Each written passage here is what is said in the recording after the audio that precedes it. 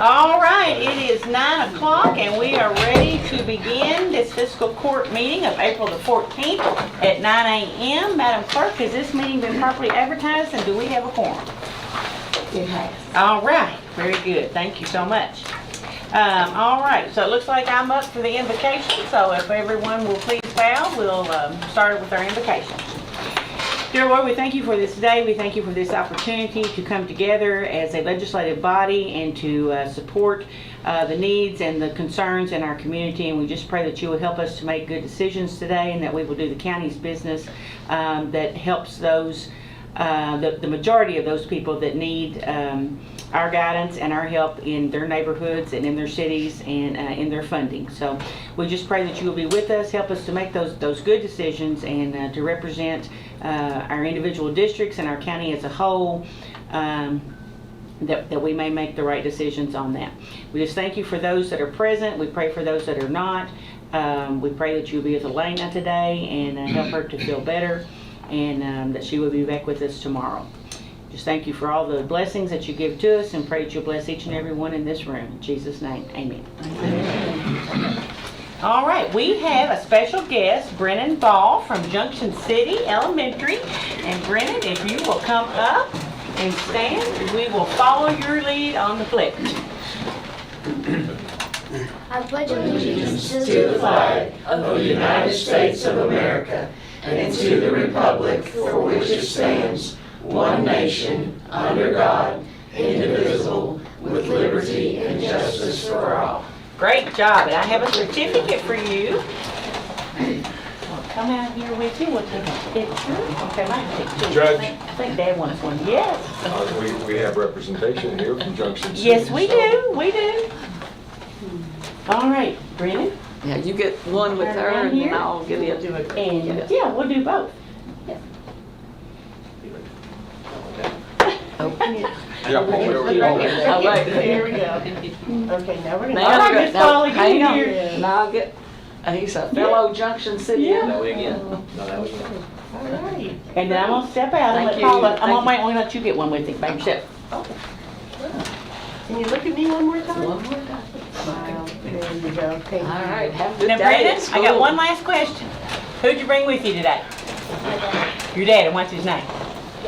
All right, well, thanks, Dad, for bringing this young man in today. We're always proud to have young people in our courtroom. Thank you. You have a great day. Good job. Good job, Dave. I'll say so.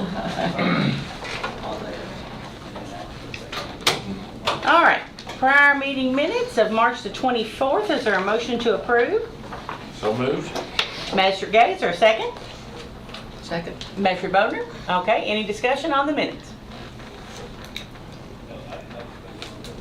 Seeing none, all those in favor signify by saying aye. Aye. Any opposed, nay? Motion carries. All right, budget transfers, Ms. Shannon. I have budget transfers in the amount of $377,647.26. Okay, motion to approve. Make a motion. Magistrate Bodner. Second, Magistrate Sleeper. Any discussion on budget transfers? Seeing none, all those in favor signify by saying aye. Aye. Any opposed, nay? Motion carries. Cash transfers? Quite a few today. From the interest-bearing account to the general fund, we have $1 million transfer. From occupational tax to general fund, $248,996.15. And that was a change I emailed to everyone yesterday afternoon. Then I have from the opioid account to EMS, $16,526.54, and that's Carrie's salary for the quarter. From general fund to the road department, $80,000. From general to the jail, $200,000. From general fund to EMS, $200,000. And from general fund to fleet, $10,000. Okay. That's all of them. Very good. Is there a motion to approve the cash transfers? Motion. Magistrate Harmon, is there a second? Second. Magistrate Gay, any discussion? Seeing none, all those in favor signify by saying aye. Aye. Any opposed, nay? Motion carries. Thank you, ma'am. I've got bills to do. And you've got the bills. Okay, Lena is sick today. She has strep, and we do not want her here. So. We love her, but we don't want her here today. Okay, so approve the bills. Approve the bills. I have bills in the amount of $989,529.92. Okay, is there a motion to approve? Make a motion. Magistrate Bodner, is there a second? Second. Magistrate Gay, any discussion on the bills?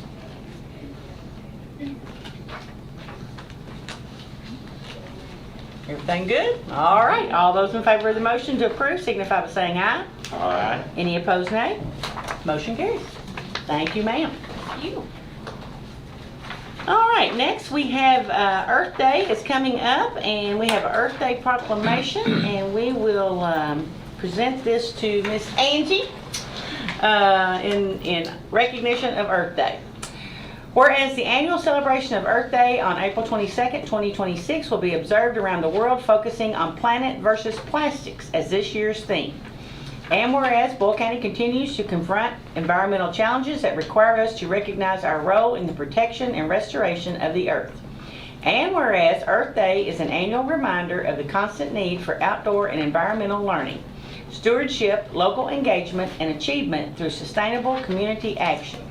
And whereas residents are encouraged to use Earth Day to celebrate our place on planet Earth through participating in the annual Earth Day Festival on Saturday, April the 18th, 2026, exploring and observing the beauty of Boyle County and its natural features, acknowledging that we need to find solutions for plastic waste and that ending plastic pollution is crucial to the survival of this planet and its inhabitants.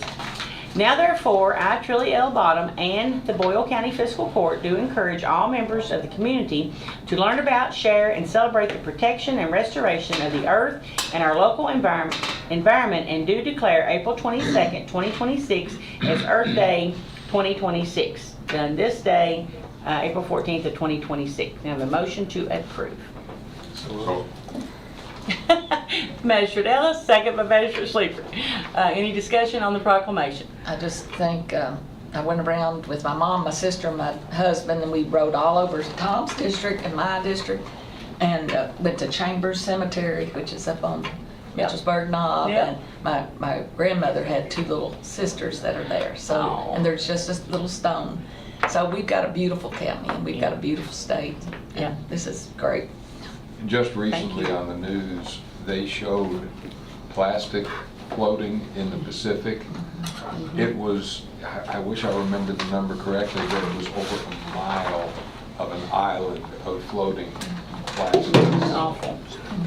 Speaking of plastic. Put that in there. Dispose of properly. And in addition to that, we're just discovering the detrimental effects of microplastics that have infiltrated our environment to our health. Yes. So, Yeah. All right. All those in favor, signify by saying aye. Aye. Any opposed, nay? Motion carries. Miss Angie, you want to come up and receive your proclamation? Yes. I should have worked. You should have. All right. Thank you, ma'am. Yep, you get that. Susanna may have to get a copy of that. Yes. Yep. She's got, I think she's got a sign. Fine. I'll just give it mine. Is that okay? Yes, and I'll say one more time, we appreciate Susanna being here. Yes. Yes. Very much. I'm sorry I'm not hitting it, but I'm Well, trying. all right, you're doing good, doing good.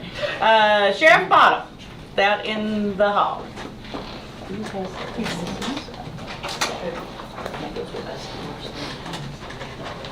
Oh, good morning, Good welcome. morning, you all. Good morning. Got a fourth quarter report and excess fees. Yes. All I right. have the fourth quarter report here for you guys to acknowledge, or if you want to sign off on that. Sure, And yeah. then the moment we've all been waiting for. Drum roll. Drum roll, right? The 2025 excess fee check written to you guys for the amount of $50,842.38. All right. Yeah, I love it. Very good. Awesome. Very That's good. great. That number's consistently went up, Yes, ma'am. so that is fantastic. Could you read that number again, please? $50,842.38. Awesome. Okay. Who Can I wants get a this? picture of you Absolutely. presenting the check Yes, that's absolutely good. to anybody? Anybody? Fiscal court, doesn't matter. Well, you know I'm always in for a Yep. Good check. smile. All right, now hold on here. I am, I got a little technical difficulty. Here we go. Ready? 1, 2, 3. All right, good deal, thank you. All right. Do you have a copy of this, ma'am? I do, do you need me Okay. to sign your copy or? It does not matter. Awesome. Picture of the check? You should. Thank you very much. Thank you all so much. Y'all are doing a great Thank job. Thanks, sir. Appreciate it. See you, man. See you guys. See ya. All right, very good. Recycling Director, Angie Muncy, DLR Agreement. Dead livestock removal. Thank you for that interpretation. Dead cow removal. I thought them acronyms might get you. Yeah. So you should have a copy. Mr. Alan Goggin has already signed when I went to the Conservation District. The only thing changed was the 2% that goes up every July 1. So that new amount there is reflected. Last year it was $80,631. The 2% is $16,1262, which makes us the $82,243.62. Okay. They have not, like I said, we have not seen anything about their surplus. I can't answer that question, so. Okay. Motion to approve the agreement. I make a motion. Master Bowden, second. Master Sleeper. Okay, any discussion on the agreement? So can we get that number? Can we call them up and just ask them? What, do you have a surplus for the truck if the truck goes down? We can. Okay. Yeah. Let's get that, and see if Yeah. they have anything, because we need to know. We can do that, yeah. Thank you. All right, all those in favor signify by saying aye. Aye. Any opposed, nay? Motion carries. Can you give us a little brief update on the truck? It's what the status of it is at this point? Right now, the status of the truck, it's running well. We had a little bit of issue about a week and a half ago.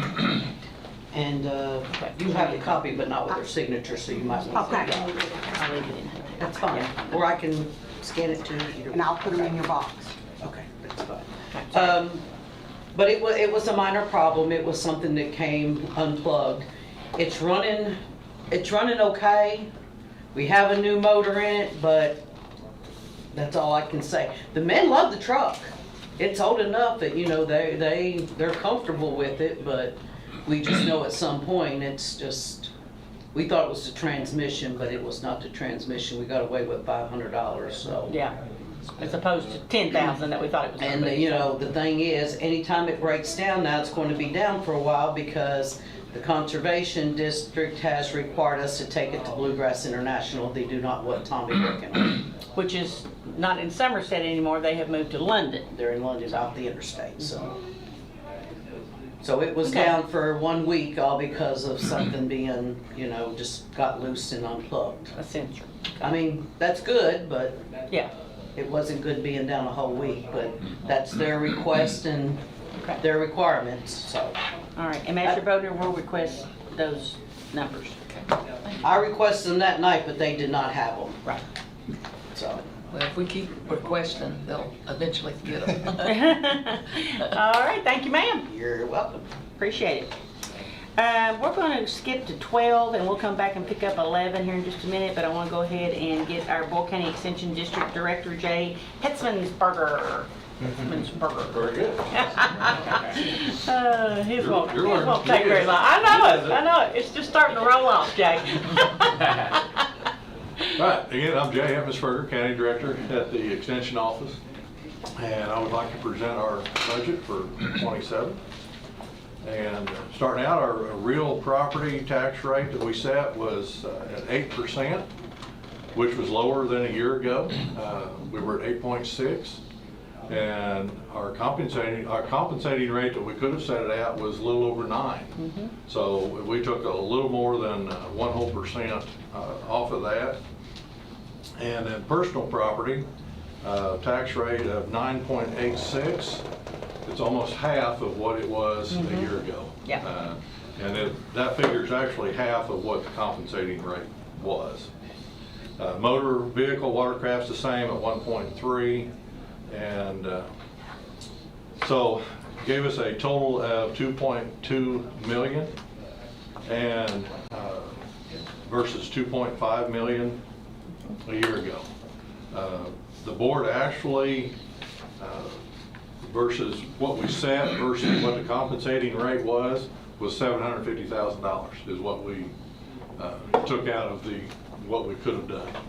I just want to thank the board for reviewing that and making the decision to lower those rates. I sat on that board, however, I did not participate in the vote for the tax rates. I recused myself at that time, so, but I commend the board for doing that and for realizing that we can still operate at lower tax rate.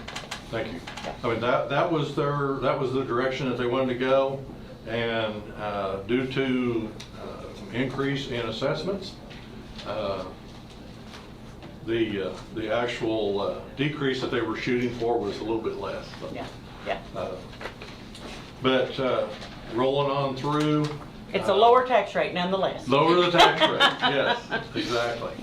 And the board worked really hard on that. Personnel, on page 3, the bottom line, 828,000.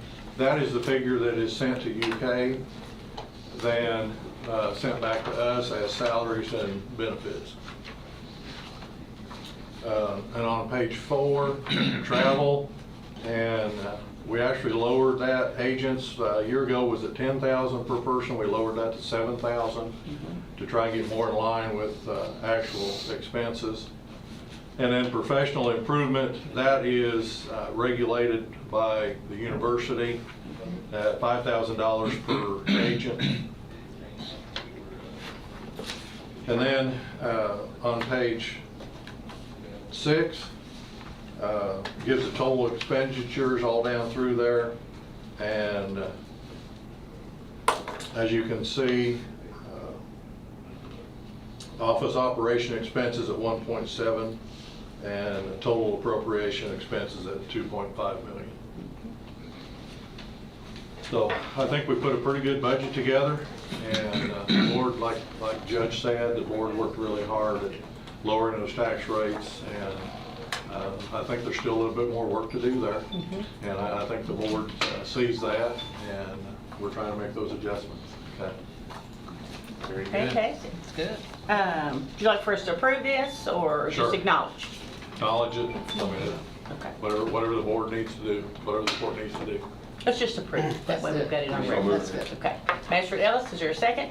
Second. Magistrate Boner, any discussion on the budget? Just really pleased with the leadership of Ryan Quarles and everything that's going on. We need to get him back here soon and congratulate him on many things that he's done since taking over the helm statewide. So. KCTC. BCTC, yeah. Do you have a comment? No. Oh, okay, all right. Did we vote? We didn't vote, did we? No, we do Ellis. Okay, all those in favor signify by saying aye. Aye. Any opposed, nay? Motion carries. I get off there a little bit, Jay, every now and That's all then. right. That just rein me back in. I appreciate the court support and everything. Thank you. And anything that we can help you with, at the extension office, let us know. We appreciate it. Thanks so much. Have a good day. All right, you Jay, too. next time I might share the chair with you right over here. Next time I'll be with you, Chair.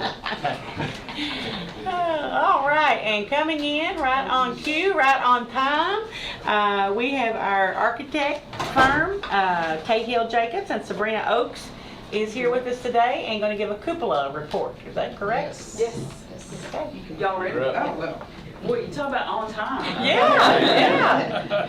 So I did not bring enough copies, it looks like. I did bring a flash drive. If you guys, Okay. is that work or? Bill was. We can share copies. Yeah, we can It'll take a make bit some to get it copies. up on the flash drive. So usually when an architect shows up with a bunch of drawings, it's like 4 hours later, you're still talking about, look at the way this wall looks. Yeah. So I've got 8 of these. We'll share this right here. This is our drawing set. Okay. Has everybody got? Oh, I got extra. Just give me one. And then I've got them on our flash drive too. Y'all want that? Do you need a copy to refer to? I am. Okay, good. So I've got a flash drive with photographs and a PowerPoint if y'all will. While you're going through these, I'll see if Bill can come in. I'm texting him right now. Okay. So this is just a set of drawings that we have put together so far, and kind of our main goal is safety and stabilization of the cupola, and then our secondary goal would be stabilization of the building itself. So the structural engineer is all agog about the cupola and where the beams go, and the architect wants to make sure that you don't have water pouring in the roof. And so on this flash drive, and I'll give it to... He's coming down to fix it, yeah. Okay, give it to you. So there's some photographs. There's some certain conditions that we're worried about. We'll start with the cupola for the structure. Specifically, there isn't enough maybe floor support under the top part of your cupola. Original construction? Probably years of water. There is a lot of, and if anybody ever wants to go up there, we'd be glad to go up with you, point it out. A lot of water through the last 200 years have come into the building. And so the particular part that we were kind of worried about is if you look on the second page, the little green dome and the very top cupola part has begun to twist. That might be original structural issue. It looks like they built up so far, and then the top part they put on, and there was a little bit of a weakness there, and it's beginning to rotate a little bit. The beams have gotten a little soft, and the wind's been blowing around up there, and it's beginning to twist just a little bit. So there's some structural failure, and some of the beams are cracked. So what our first course of action would be to stabilize that. And we work with contractors, so there's 2 options there. You can put some scaffolding to stabilize it, or the last gentleman we talked to, his idea was to take a crane and to lift the very top portion off. Okay. So in your drawing, that would be kind of this very top green part. Lift that off and sit it on a platform on the ground, and then he can paint and work and put floor in on the rest of the building. That would be sort of the... Did I hear you say the first option was to leave it up there and work on it up there? Yes. How do they get inside? Because I've been up there, and is there space to get up into that section? I didn't think so. That's not the ideal, Yeah. ideal way to do it. We'd I rather, understand. take it off. Yes. From an aesthetic standpoint, you obviously can read my mind that if we could do first option, it would be wonderful. So we're going to have another contractor come this week if you guys are amenable to that, and to make sure that we are making the best decisions, because I can draw a pretty picture, but I can't build the thing. So we want the contractor to weigh in terms of crane. So we would just remove this upper portion. He would build a platform, and so on this plan. He's got your work. He's got your work. Oh, okay. On this plan, there is we've started working out what kind of shoring and what kind of lay down area does the contractor need? Where does he put a crane if we want to pick this top of the, now I gotta Go back and forth with that. now I gotta figure out how to use the clicker. Click it this way, or does it matter? Yeah, towards the computer. I'm sorry to be in early. No. But we don't own the Weisinger Park out front, it's the city. No, we do They own the just- front. We do own the front. We own the brick sidewalk. Yeah. Okay, but Yeah. when you get up in there, by coincidence, all down Perryville Road for the past 4 or 5 months, they have brought in what would be pallets, only they're half the size of this room. That concrete is not very thick, and I certainly know that we're going to need a crane. But in all your planning, don't dismiss the fact that the distribution of that weight on that concrete is going to prevent completely repairing the concrete after our job is done. So that's the first thing that I wanted to express concern with, because I've never seen heavier equipment out Perryville Road, but they did not damage anything by using these gigantic pallets. Let me reassure you just a little bit. When they were here before and we all did the walk around, all this was discussed, the city was here, we all went outside, we looked at everything outside and discussed what needed to be underneath the crane and where it needed to be placed, and so we've kind of covered all that, but Okay. it's good point, Magistrate Ellis, but just want to relieve your mind a little bit on that. Okay, good. Yeah, we've talked about that. And we do have a slide, so this is the sheet that I'm talking about, and you can kind of see the green, colored green, but, so the first portion that we would do, we set up some construction fencing, and right now, we were thinking like maybe some 3/4 inch plywood on the ground, on the pavers, to protect the pavers. But the contract, that's a means and method, so we will definitely make sure that they have that covered, as well as repair for anything that they've done. So we met with, the last meeting that we met with Boyle County here, we met with Dwayne Campbell, and we met with Josh Morgan. And he kind of gave us the lowdown of some of the things to look out for in this plaza, include how far we could go, the extent. So we talked about what we would need to do to make the plaza safe, including, and I've got a photograph of the site. So we did kind of like a discussion of what we would need to put in place to make this work, because most of your project is logistics. How do you remove the things that you need to remove so that you can access them and work on them? So we talked about what portion of the site was available and what the city needed clear, and what portion would need to be kept clear for local businesses, as well as the Veterans Memorial that you have, and the tree wells. You know, Josh was telling us about, you know, beware the tree wells because they're hollow underneath, and so that is a large topic of discussion. While we have this plan, it's kind of good to look at too. So the building is in, we're kind of looking at it as three, you know, it's built in 3 phases. So your original 1860s portion where the cupola is, and then the little square portion, that's what we call it, the square portion, technical term, built in probably 1890s, and then the 1970s portion. And if you look at some of these drawings, they're kind of delineated like that. So we are not doing any work in the 1970s portion. We're limiting what we're looking at right now to your older building. Specifically, how do we stabilize and how do we save this very wonderful courthouse that you have?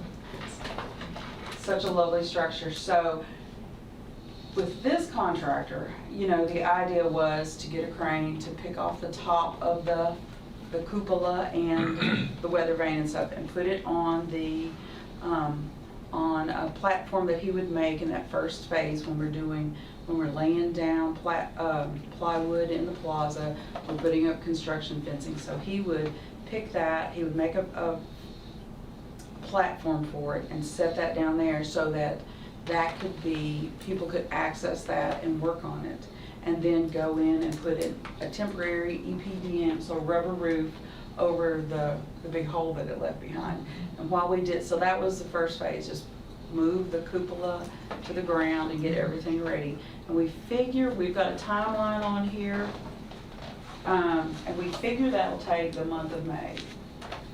So tentative dates, May the 4th through the end of May, would be just this very early phase of getting ready for construction.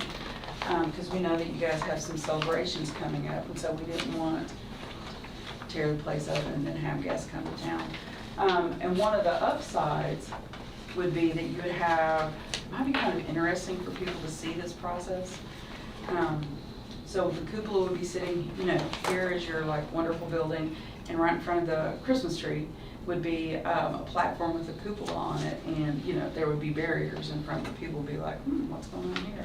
And then work would halt from the end of May till after your 4th of July celebrations. And then starting July 6th, we would start the construction phase for the building. And that, like I said, we have divided it into like periods of time. So while the guys are working on site to strip some of the paint and remove the rot on the balusters and the columns and stuff on the cupola, we would propose like a 3-part epoxy. They would remove the rot. You would formulate your epoxy, you kind of pack it in, like Bondo or what have you, shave it down and shape it to fit, and then repaint. While that work was going on, so you have another issue that the oldest part of the building, the 1860s part, has a dip in the roof and some of the trusses are failing. Part of it is the weight of the cupola, part of it is just water. And I'm not sure if I've got some photos in here, and you can see the water stain.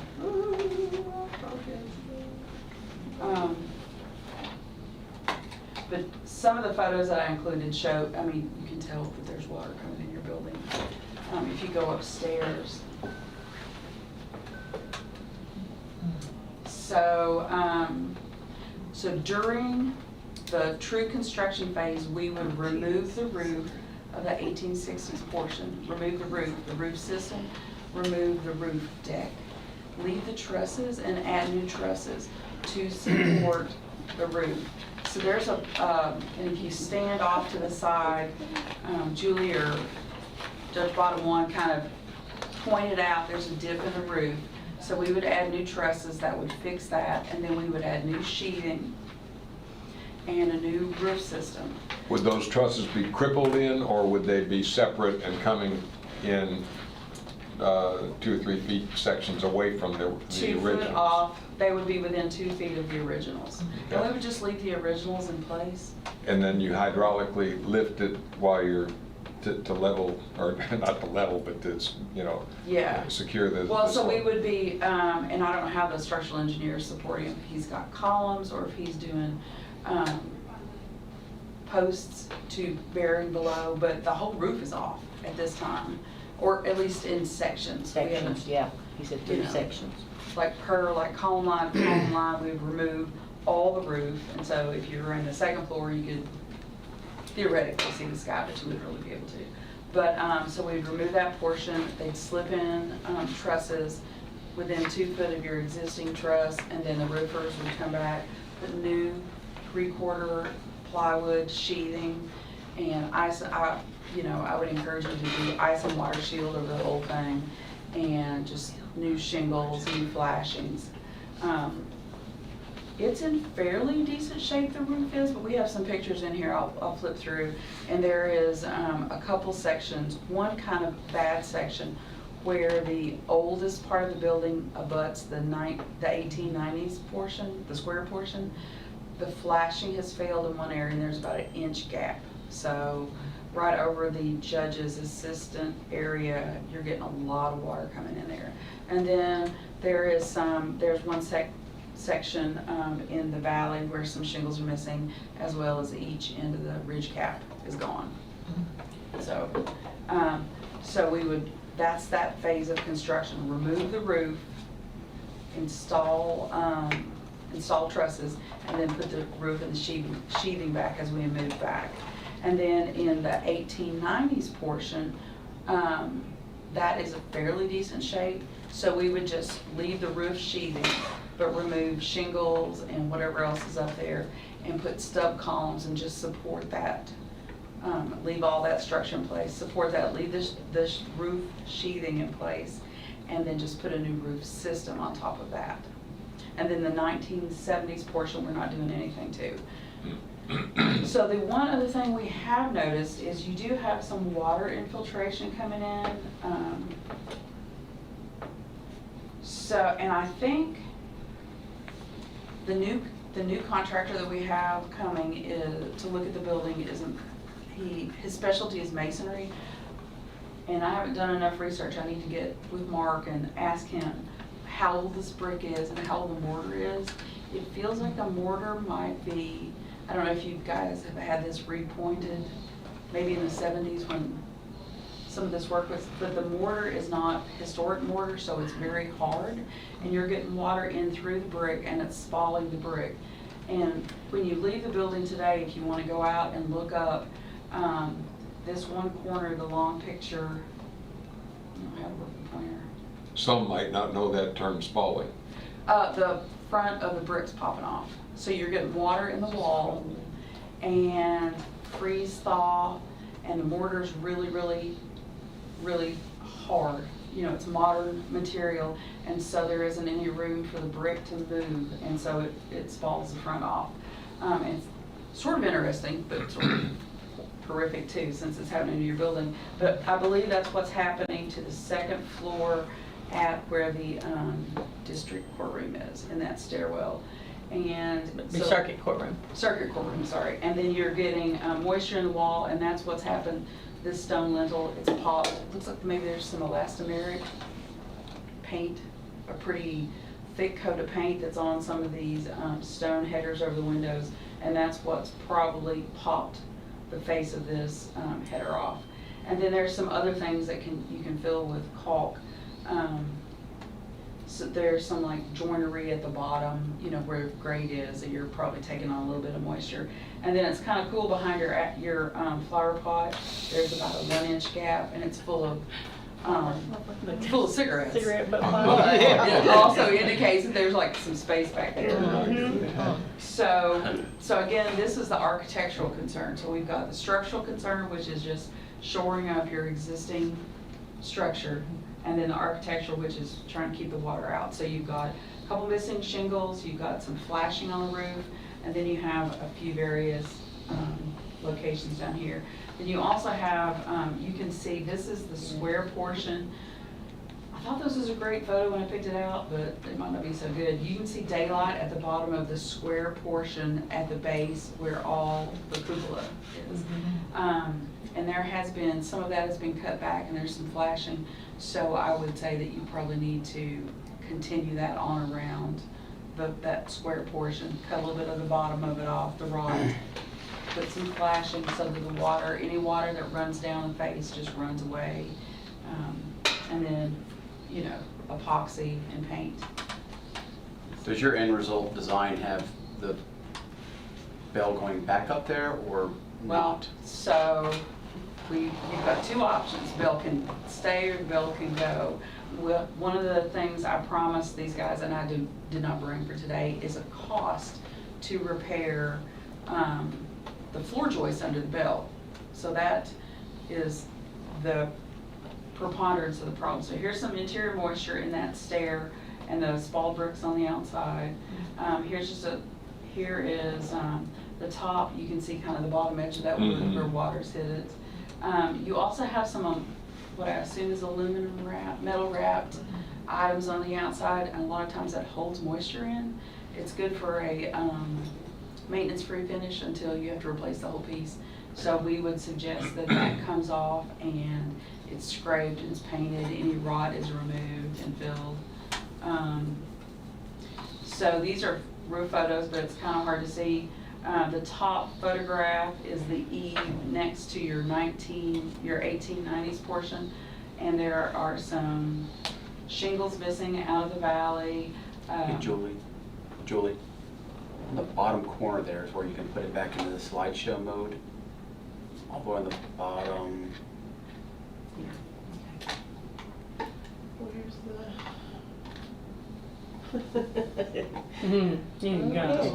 While you're looking at Try the other way. that, the section that is unfortunately clad in aluminum, that obviously must have happened in many recent years.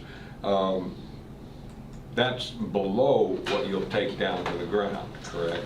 Well, and I did bring a photo of it. So we call them the music notes. So if you look on this phasing plan, so there's the green dome, and directly below that, there's this kind of like, in the clock portion, this kind of decorative piece that sort of looks like a musical note.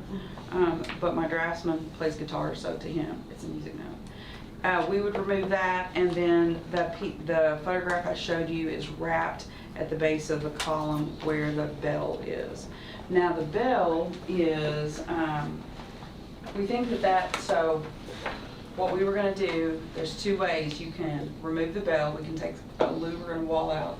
You can remove the bell and relocate it as you will.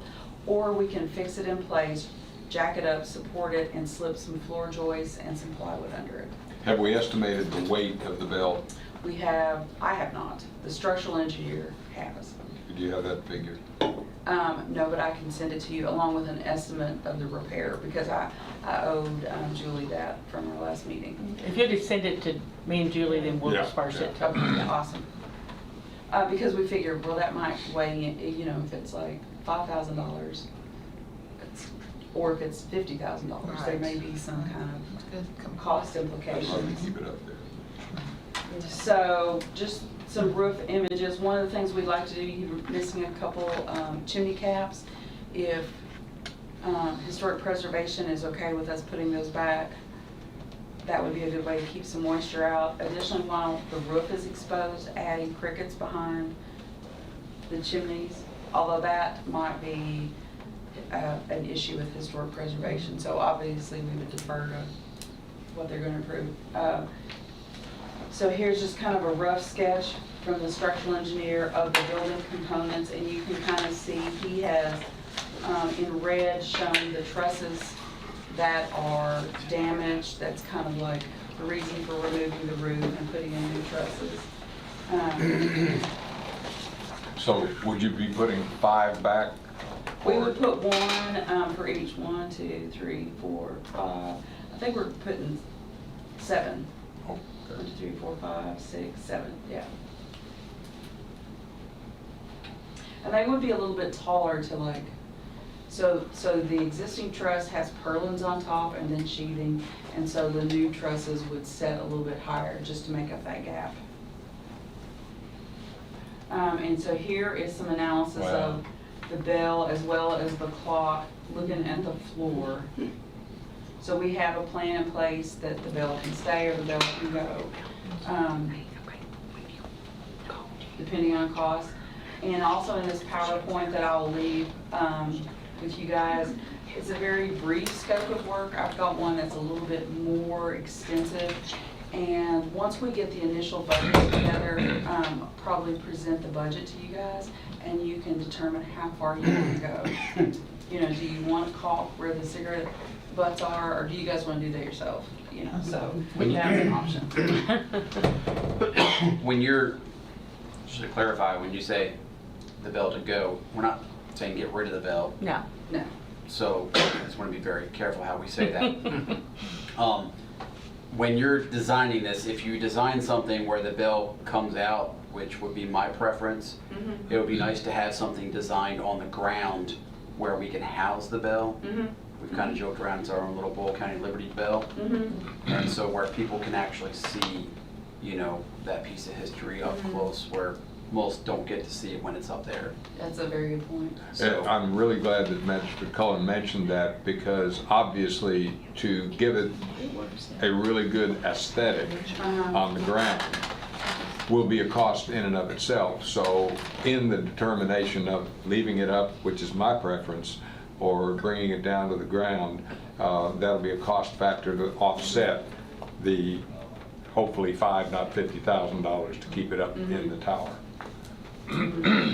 So probably so we'll get an estimate, we'll present it to you guys, and you can say, oh, this looks good, you know, it can stay or it can be relocated. And I've tried to like not say, you know, remove the bell tower, because those are like very excitable words. I'm like, relocate, temporarily relocate. But then you guys can reflect back to us and say, well, we do want to move the bell, and could you give us a rough, we'd like to put it here, and could you give us a rough estimate for this thing that we want to do to enclose it, or if you want to put it on the second floor, or just whatever you want to do with it. And we could just give you like a quick sketch of a rough budget for work in the future. But I would, if you do move it, I would think about doing that, you know. Take Yeah. ground and hold it, fix your building first, and then kind of move on. Absolutely. And I know that most of y'all, this is the first time seeing or hearing anything about it, but we have discussed all those Yeah. different things, you know, about the bell and where to locate it and, you know, what kind of structure it would need and. I'm just thinking that if we need that cost as well. Yes, we do. Yes, we do. To, if we put it on the ground, or, you know, not literally on the ground, but if we place it to, people can actually do it. Yeah. In a structure, we need that cost as well. I think the public would really like to see that. I mean, it is such a cool looking bell that. I mean, I've asked, I mean, I Haley was nice enough to take me up there one day and Yeah. look at it, and it's really cool. I mean, it's small, Yeah. but it's really cool for people to be able to see it. I mean, If people don't know, a bell company, I believe still in existence in northern Kentucky, has shipped bells all around the world. Do we know the identification? Yes. Yes. It's got a stamp on it. It's from Erie, Pennsylvania. Oh. And the company that manufactured it, some gentleman has written a book about all the bells they made, and he sent us a copy, and was very excited to see that there was a piece I wrote on Facebook about the history of the bell. I mean, those are the kind of things that'd be great to have in that little structure if we put it on the ground. Well, and I understand you guys may have I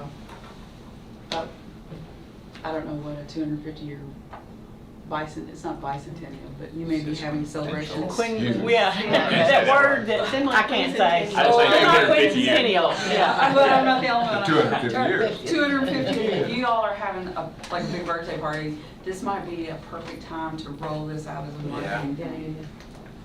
You know, whether you leave the bell up or you move it down, and especially if there's like some dudes wrote a book. You know, I mean, it's like it's kind of a great opportunity to get some legs out of that. Going backwards, I think. So then I just brought photos of some existing conditions that kind of, when we saw them, that's what stimulated our scope of work document.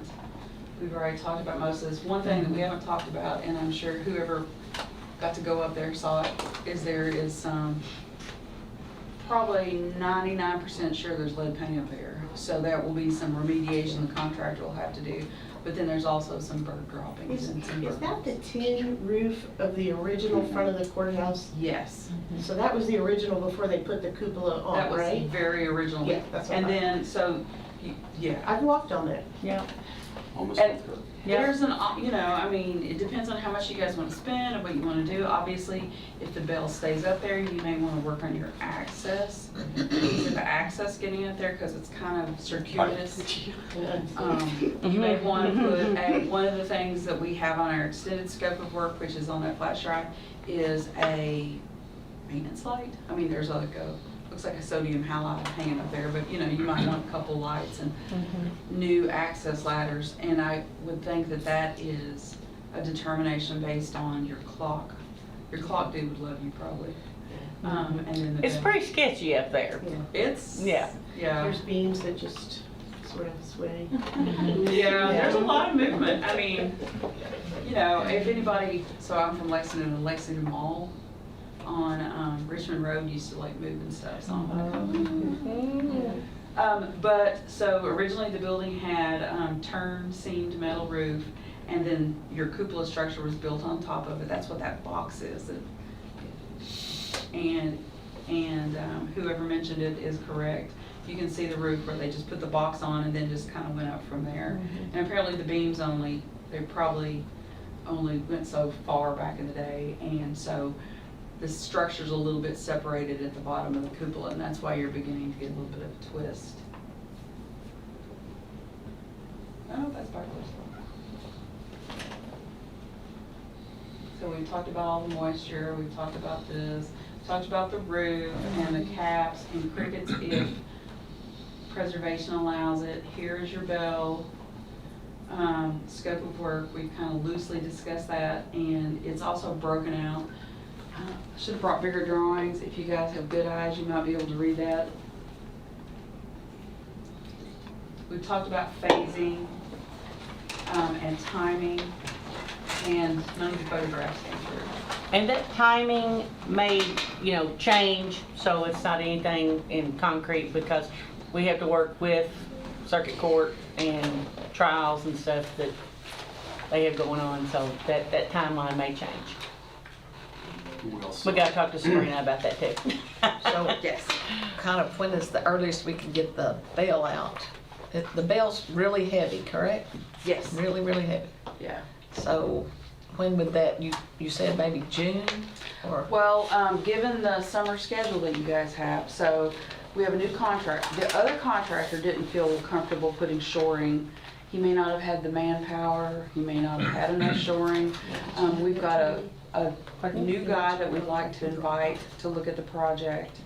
And they have done some fairly extensive, bigger projects. So I would think sometime in the month of May, the bell could come out, if you guys decide. But now, obviously, we need to get you an estimate first. Would that contractor be totally understanding of preservation Yes. requirements? And Yes, actually, they are, and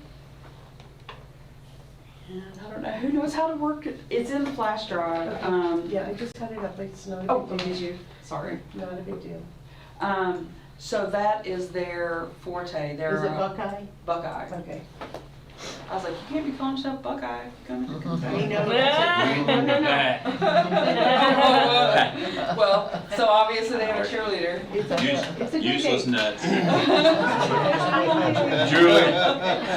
Julie, your assignment is to find out if they've done any architectural work on the Ohio State I will, University. yeah. So they have included kind of like some marketing stuff from them, all their projects, and they are masonry heavy. So that's why I was like, oh. Could you send that to Julie, or Julie? Yes, it's on that.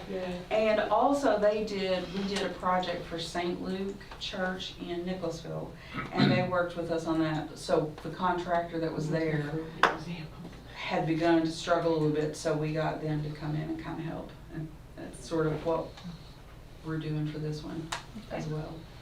What does this do to our new courthouse request and our spot on the list if we start this in May? The cupola won't have any effect. Okay. But if we start repairing the roof, then that may have an effect. So that's something we've got to discuss, and that's why I said the timeline may change, so. Okay. We worked on that yesterday. Yeah. Yeah. I'm glad you told us that. The roof is something that you guys need to do soon, but I mean, obviously. Well, we called, and I think you were at a meeting, or you were meeting with Yeah, we somebody tried or to something, do so we haven't had a chance to really fill you okay, in sorry, yet. So, no, it's sorry. okay, it's okay. We had an open house with Yeah, that's what it was, Rocky open house. Hankins. Yeah. This is just a lot of moving parts, political things, so.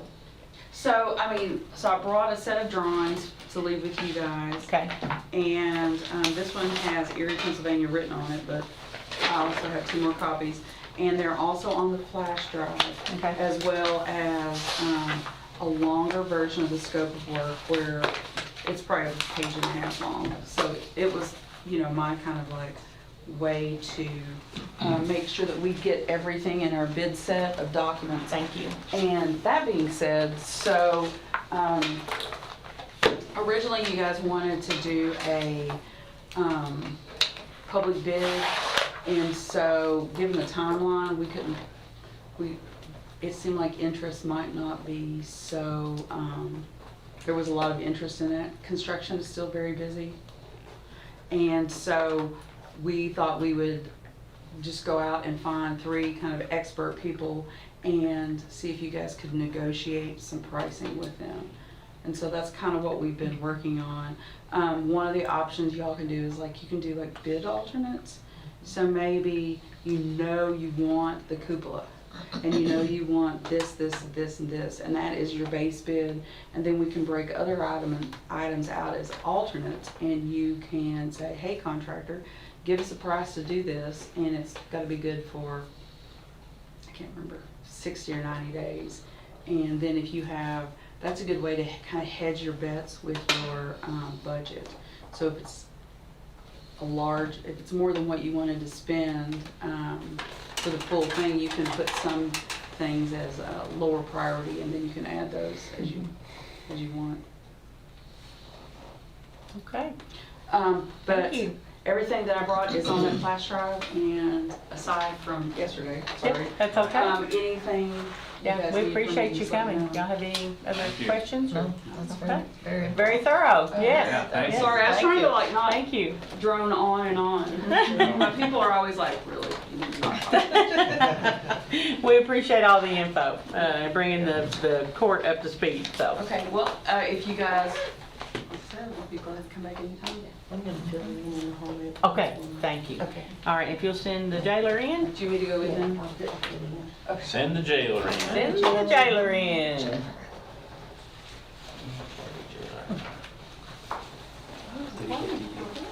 Morning. Morning.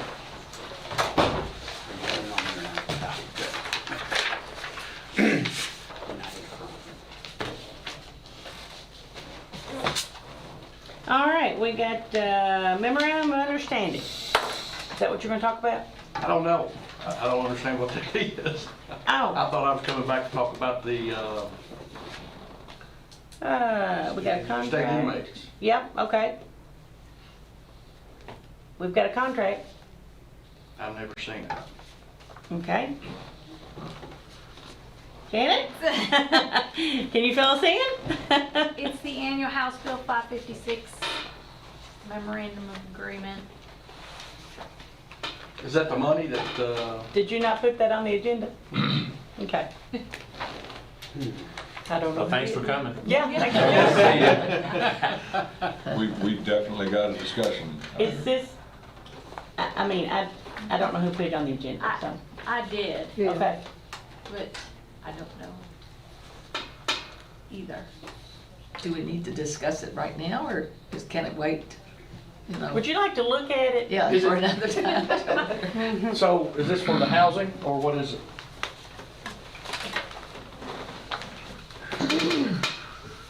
I thought it was yours, so you'll have to tell me.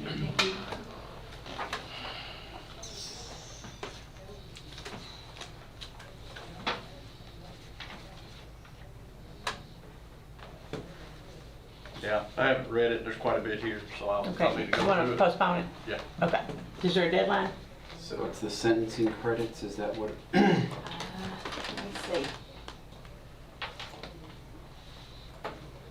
Because I didn't, apparently they didn't send it to me, so. Okay. Sorry about that. I wasn't aware. I wasn't either. I thought they'd send it to us. Well, they usually do. If they send it, they'll send it here and Mm-hmm. to you all. Okay. I've never. We can postpone it to next meeting. Yeah, but you can go ahead and discuss whatever else you want to discuss. So, I've sent you all the email on basically reasons why I believe we need to keep our state inmates. And I know the last time I was here, there was a motion made to have them out in the 6/27, I think, was the date on it. And I just wanted to see if you all had time to look at the information and reconsider where we're at because of you know, not just the financial impact, but the operational impact that it'll have by removing those inmates. We're going to lose a lot of services that we provide to the community. Brian, Chad, Paula, and I have been discussing this as the committee, and unfortunately, the jail bill that passed is just an abomination compared to what our needs are. And Magistrate Cullen requested information that's in this document that to me proves that we could even cause ourselves some problems of sending that email that we talked about 3 weeks ago when we last met. When you look at the document that Brian sent to us a couple of days ago, and just look at the numbers, to me, metaphorically speaking, it's more than just keeping the plug in the wall. We need those funds. That's my opinion. I don't know. And I think Master Harmon, we walked in the same shoes. I think he'll agree. But we do have a win here, and that's that they have to pay the medical bill. And that's probably the greatest part of, where we have a lot of issues, especially if you have just one inmate that's $95,000. It's the biggest expense, one of the biggest expenses. So, The biggest expense is housing them. Yeah. And not getting the actual true amount that's required. That's correct. That's the biggest expense, because if they weren't there, we wouldn't have to worry about the medical regardless. So, it's already set up as a negative, and honestly, I'd like to ask that we stop using the word revenue. It's not revenue. It's Supplement. Supplement. It's correct. It's not revenue. Revenue, you have to have a positive in order to have revenue. We do not have revenue from this. So they count a lot of man hours of labor that we'd have to pay out. And that's the thing too, and those numbers that I provided you, that's not including benefits. That's just if we were paying somebody, we use what we our starting pay is at $18 an hour. So that number is really greater if you had to pay somebody and cover their benefits. So, we're taking lemons and making lemonade. And, I agree with everything you said on the part of the money, but we're turning that into an advantage for the citizens of Boyle County and the detention center operations. I contacted, as soon as you talked about this, I contacted someone at Junction City and I said, I see the inmates doing a little mowing, but are they really that much help to you? And they're like, oh yeah, they're really great. They rebuilt structures yes, in Perryville. And they've built something to barricade, and they built them and painted them, and then he went on to tell me all these things. I was like, oh, I had no idea. I just thought they went around and did a little weed eating, But if we don't put everything on Facebook that they do, I mean, that would be, I'd have to have my full time because, it's just like yesterday, they rescued an owl and those kinds of things. So they're making a positive impact in the community, but I think the community's also making a positive impact in them with the relationships. And I think Tom will verify that the guy that was the master logger that did all the work in Perryville. We wanted to keep him. And these guys, especially with the Fortland, these people come up and they talk to them and, they appreciate them. And I think that's a big part of rehabilitation and getting back on. But just to confirm one thing, is there any specific rule or law that says we can't allow Boyle inmates to do these same things? Well, here's the risk. No. My question is. I have a rule. The jailer, as the Constitution, I have a rule. But there's nothing that stops that outside of your right. Yeah, you go ahead and expand. Because I can't take somebody that's in addiction that's just been locked up overnight and put them out and they live here in Boyle County. I understand that. They're going to run off, or they're going to be bringing, they know where they're at, so they can have somebody. The risk just is not worth the reward. They'll use weed eat or help mow the cemetery, and they'll have somebody drop something on one of the stones and they'll pick it up. So and are they not checked based on well, re-entry? It's fentanyl. If they get it out there and they get it on, it just takes a little bit of fentanyl to kill everyone. I understand that, but you said before you were worried about them bringing stuff back into the jail. Are they checked after they come back from work release? Or? They're checked. They're patted down. They're searched. They ran through a sorter. That's not 100%. I get that. So, these guys have 24/7 to figure out how to beat the system, and then by the time we catch on, we have to react to it. Sometimes we can kind of see something coming early, but, it's just like up in Grant County, somebody brought in a little bit of fentanyl. The jailer, everybody ended up in the emergency room. It's just not a risk I'm willing to take. Well, yeah, and I appreciate the work that they do in the community, but I'm still having a hard time justifying the fact that we're subsidizing the state inmate program just for the work they do in the community. I think we can hire people for $10, $12, $8 an hour to do community work and not lose $30 a day per inmate. So I'm still struggling with that math. Well, let me ask this, propose this. Would you all want to have a workshop with the jailer and go into more in-depth and weigh the pros and the cons and, you know, just specific to that, not while we're in? I think that probably would help. The one thing, you know, Brian, or jailer, Wolford, you know, put this around that, you know, my thought has always been build a small 100-bed jail, and, you know, KRS says it has to be minimum 150. Right. You know, I'm working on the legislative side to see maybe if we can actually have that amended, you know. But if we have to build a 150-bed jail, and we generally only house about 40. Right now, we're running 130. Our numbers are going back up. So, how many Boyle? Probably about 50.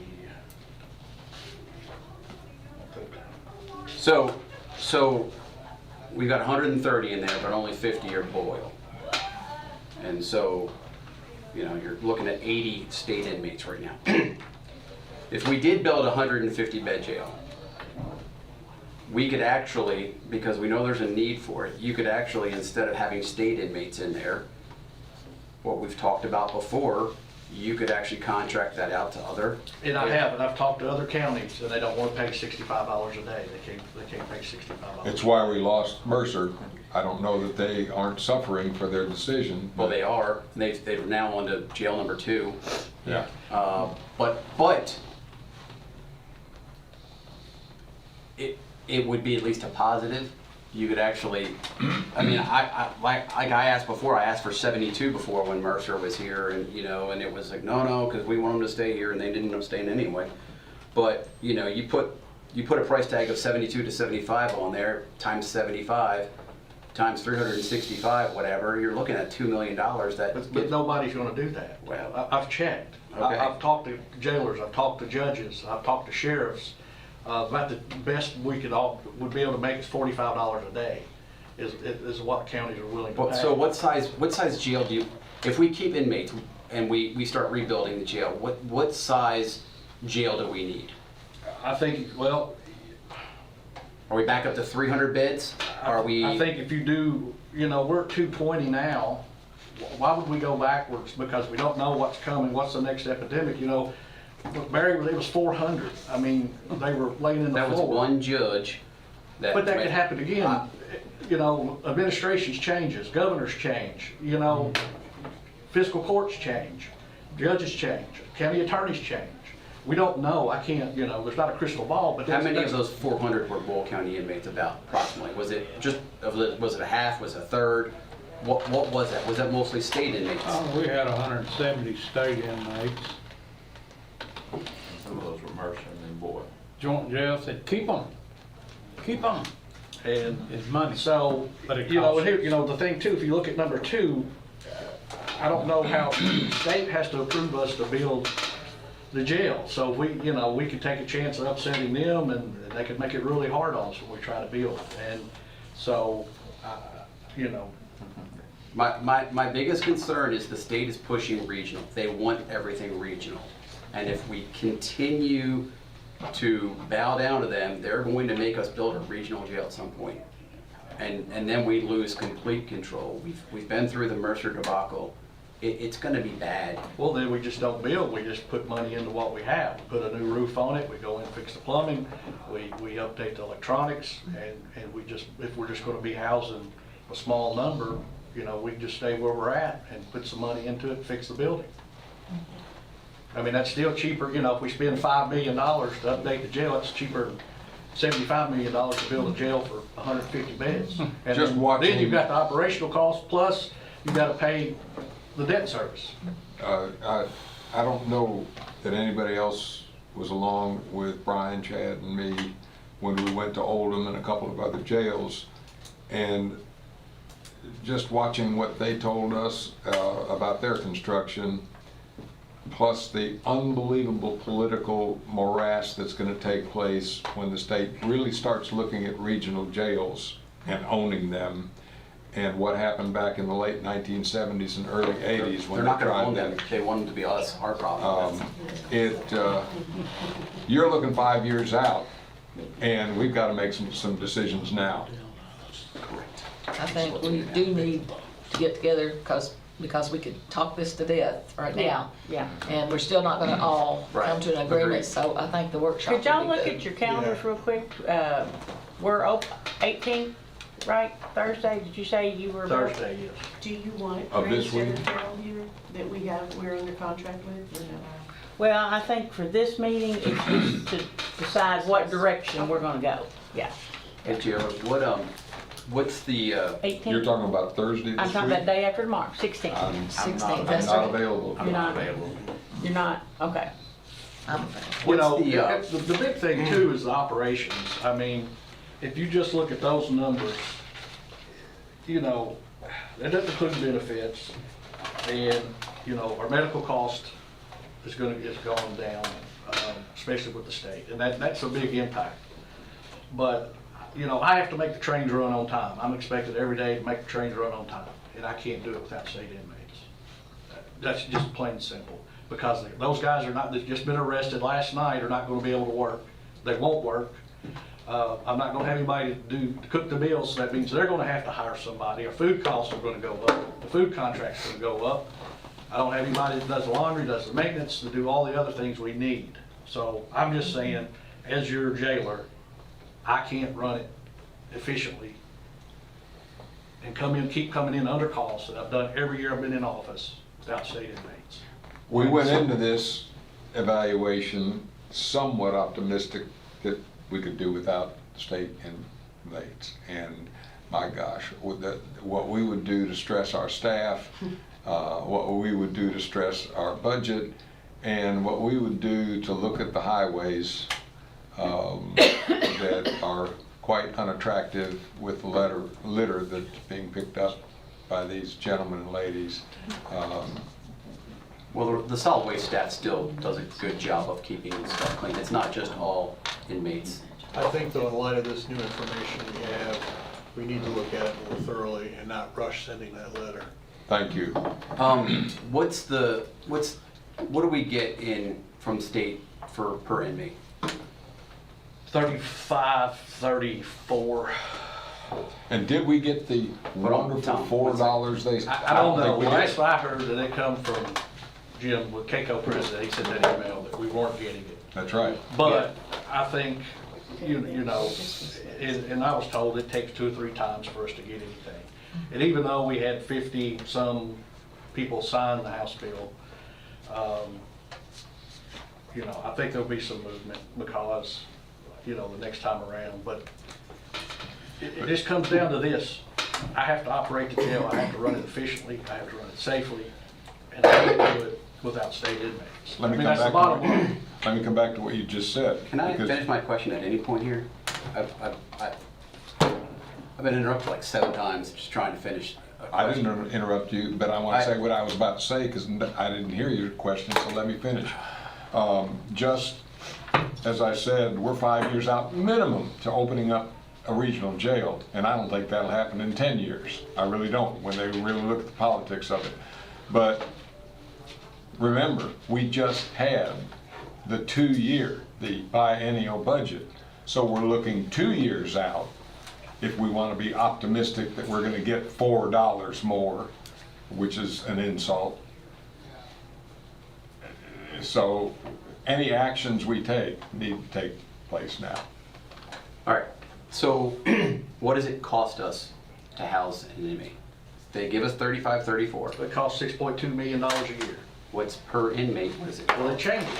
Right now, if we base it on 130, it's higher. If I base it on the 220 beds, it's lower. If we go up to 300, it's higher. That number moves. At the end of the day, it's cost $6.2 million. I'm just trying to have a conversation. And I with you, understand that, I Because get the that. voters, I mean, because before it was always, it cost $55 to house an inmate. of Well, we 66. had to have something to base to charge Mercer County when we did the new contract. The best way I could figure that was based on 220 beds, because that number never changes. So we know we're gonna have 220 beds. But the more inmates I have, that cost goes down, so it slides. So 66 is kind of where we were. That's where we between landed at 55 that and time. 66. I think we were charging before. Mercer 65 plus Yeah, medical. But I think it was like 55, we were trying to get Yeah. a little bit. So, you know, for every inmate, we're 20 bucks in the hole. So, and what my colleague to the right of me said, But- who was a jailer previously, when we're talking regional jails, the state is not going to build them. They are going to make us build them and make us have all the liability for it. You can shake your head, Tom. The There's jail- no statutory way that they could force us to build a jail. They encourage it. The biggest thing on that 557 was that they were going to give you $1 million. Which is a pittance, a dangling of pittance. that Yeah, entices if you us want to do build a it. regional jail, we're going to give you $1 million. If you already have a jail and you want to start doing regional stuff, here's $500,000. That was the crux of that bill at first. So you can say whatever. I have But you a cannot former say that we jailer- could be forced into building a jail. It would be litigated within about 2 days, and counselor, Okay, but it would end quickly. He's saying that, you know, if we want to build anything else, the state's got to approve it. So they've got our hands tied. But But So this yes, makes they sure it makes code. and for the all record, jail you can't regulations. say that they could force us to build a jail. They close So they can force us to do unmandated fees, force us to pay them, so they probably could force us to do whatever. Correct. I mean, you know, how many times do they pass something and they don't pass any way to pay for it? You just Correct. falls back Unfunded on the county. mandates. They would have to do that for 120 counties, or it would be litigated the next day and fail. I mean, we didn't litigate anything when we had to pay medical for these people that are in there. Where's the litigation on that? Went nowhere. Every litigation that we do goes nowhere. So, Yeah, and I think the state, in their lack of legislative action, sent, to me, a pretty loud and clear message that they're not interested in paying their fair share. And I mean, I don't blame them. Who would, if this were on the other direction, we wouldn't be in a hurry to pay that extra $30 a month, or in their own numbers, it's like $115 a day to house their state The inmates. goal of state corrections is this right here: for every jail, or not jail, but every prison facility they have, they will be 3% under their max number. They will never be over. You know who's over? The state. County jails. Well, So where does it fall? On the Who do county. you think they're gonna summons? Now, are we required to have a jail? Mercer doesn't have. no, but then you end up with, having to pay whatever somebody else Yeah. is And going you're to gonna charge you. That would be cheaper. And you're And gonna then transport. And you're gonna have to cheaper drive than about having to 2 have a hours jail. away, because there's not a county jail that could house, because everybody in this area is full. with Yeah. But I mean, that's cheaper than 6.2 million a year, I would estimate. Yeah, correct. I So, mean, right now, We're still talking in head. just understand that at today's numbers, and I know it fluctuates or whatever, but we are spending almost $600,000 to house state inmates. If it was 80 inmates, whatever, by 365. So while we're getting these other things, we're not really getting that. We're spending a lot of money. Yeah, but here's the thing too, we're not manufacturing widgets to sell. We are a service. The service is not going to make money, it's going to cost money. It's a service that we have to provide for the citizens of Boyle County. No, but see, it's not for the citizens of Boyle County. It's for a portion of the citizens of Boyle County. Boyle County taxpayers are paying for something they're never going to use, and it's up to us to make sure that we are spending their money wisely. And, granted, there are some people in Boyle County that are going to use the jail, but not everybody's using the jail if we could use that money for other stuff, Well, that would if be it a wonderful keeps benefit. somebody in there that's out stealing lawnmowers and they're getting treatment and mental health, there's a less chance of your lawnmower being stolen. I'm So not it benefits everybody. I'm not saying that it It benefits everybody in the county. It's a county jail, it's a county service. Not everybody's going to use EMS, but we still have it. Not everybody's going to use the sheriff's department, but we still have it. You should Because look at we have what to was, provide those services to the community. you should look at what was cleaned up in Louisville just recently, because the citizens finally got tired of what was going on the streets of Louisville. And if we didn't provide the services to our people, we could end up with a homeless count that would be insurmountably greater than what we have. I can save this for later, but, you know, EMS and the sheriff's department touch a lot more lives than the jail. But not everybody uses them. You said not everybody's going to, it doesn't affect everybody in the jail. Not everybody's going to use the sheriff's department, not everybody's going to use EMS. I mean, we can go percentages if you want. Well, I mean, it you doesn't, got the less thing than is 10%. it's a service that we still have to provide. Well, we kind Well, of. and that's where, and I guess it goes back to my point, that is my point, I guess, is that I want us to house and take care of our Boyle County inmates. You know, it's not our role to provide a service for state inmates. That's the state's job. That's our state, our tax dollars that go to the state should pay for them to house their state inmates. So you pull out the state inmates and you have a liability of $500,000 that you can't cover already. It's going to cost more. It's going to cost the fiscal court more without the state. And then you have atrophy of services, you have leaky roof, plumbing problems, initiated plumbing problems by inmates, liability because an inmate sues us and we don't have the money to cover it. I think I just One thing painted the that's picture. really important that you said that hasn't been touched on, that probably just needs to be a breakdown, and this isn't like a morality issue, I think it's a financial issue, but one thing you said is about the cost of hiring people to cook, to clean, to do laundry, and the amount that would cost versus that the state inmates are doing for free, and if that balances out. I think these are number issues that we just have to track. And I've provided that. The red number is what it's going to cost the fiscal court. $155,557 is our best estimate extra that it's going to cost without having to stay. But without benefits to the new employees, correct? And Correct. That's not, we benefits didn't do the are benefits, we just did an hourly base. So add those benefits in. So you're looking at 200. Okay, that's why I think this warrants a special meeting. Okay. So let me just email you all some dates and then y'all can respond. Yeah, 'cause I do As long as we agree have a with- quorum, you know. Right, yeah, because to Jenny's point, though, I think that we do need to see that math really spelled out. Yeah. Because, I mean, again, because it still needs to equal $40 per person per day. And I'm not so sure that you can't cook and provide stuff for people for less than $40 per person per day. I respect what you're saying, but I think we have the math right now. How many copies? But you have portions of the math, you don't have the whole picture. Yep. I mean, this is the half, I mean, the $600,000 I said we're already in the hole per year that's at just 80 inmates. We still have another 90 beds that we could fill on the state. You can't fill them with Well, county not- inmates. Huh? If we get rid of state, I lose those beds. Well, I understand that, but I'm just saying that So that's it's a 80 220 bed jail, and we're only at 130, 80 of those are state inmates. Just based on 80 inmates, we're at $600,000 in the hole right off the get-go.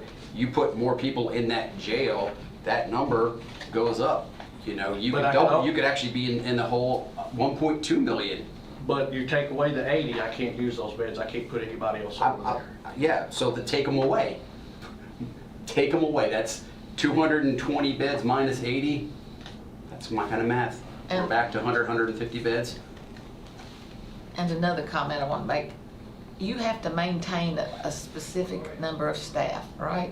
Because your numbers fluctuate, even if And I've you been just. running below what I'm supposed to So have. if you got rid of the state inmates, what's that number that no matter what, whether you have 20 or whether you have 80, you know, look at that and kind of tell us that with that meeting, you know? So probably about where we are now, 33.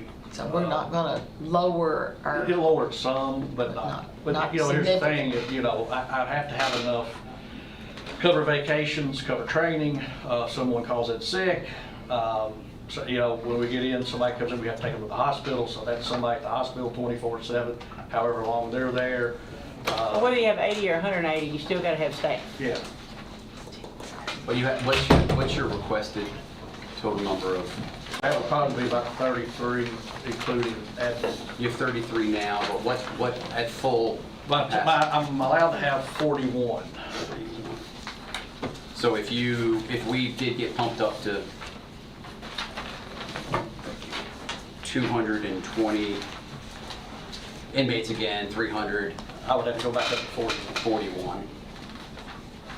Just because of the way the building's laid out, it's not, Thank you. We're good. Oh, yeah, here we go. All right, we really need to move on. yes. If we fix this, we fixed a 40-year problem. Can we do it, Mr. Harmon? Can we do It's it? all based at the Department of Corrections. Yep. It goes no further. Brian, it's just, it's, for us, it's multiple issues with the state. It's not you. You do a fantastic job. You're a fantastic jailer. We appreciate your hard work. Absolutely. But the counties have always, and probably will always be, in an abusive relationship with the state. They'll And the you know, jailer. they'll abuse the heck out of you, and then, you know, when you finally complain, they're gonna bring chocolates and flowers and make it look real nice and say, oh, won't do that again, and then we're back at it, so. and I appreciate it, thank you, but I will leave you to this. Nobody has more problems with the state than I do. Oh, I know. I deal with them every day, all day. I mean, multiple emails and phone calls, and listen, there's nobody more upset in this room than how the state treats county jailers than I am, because I'm the one that receives, I'm the one caught in the middle. I'm caught between them, and I'm caught between you all. But I'm still expected to show up and make sure we meet all of our obligations every day. So if they treat And- you, they treat all of us the same way. Yep. Let us help you undo that burden then. Well, I'm telling you, if you want to help me undo the burden, is we keep going like we are for now, because I can't do it without the state inmates, you know. Well, this is You're not gonna gonna pay- happen overnight either. This Yeah. is a process that we have to work through, and once we make that final decision, then you can do a timeline.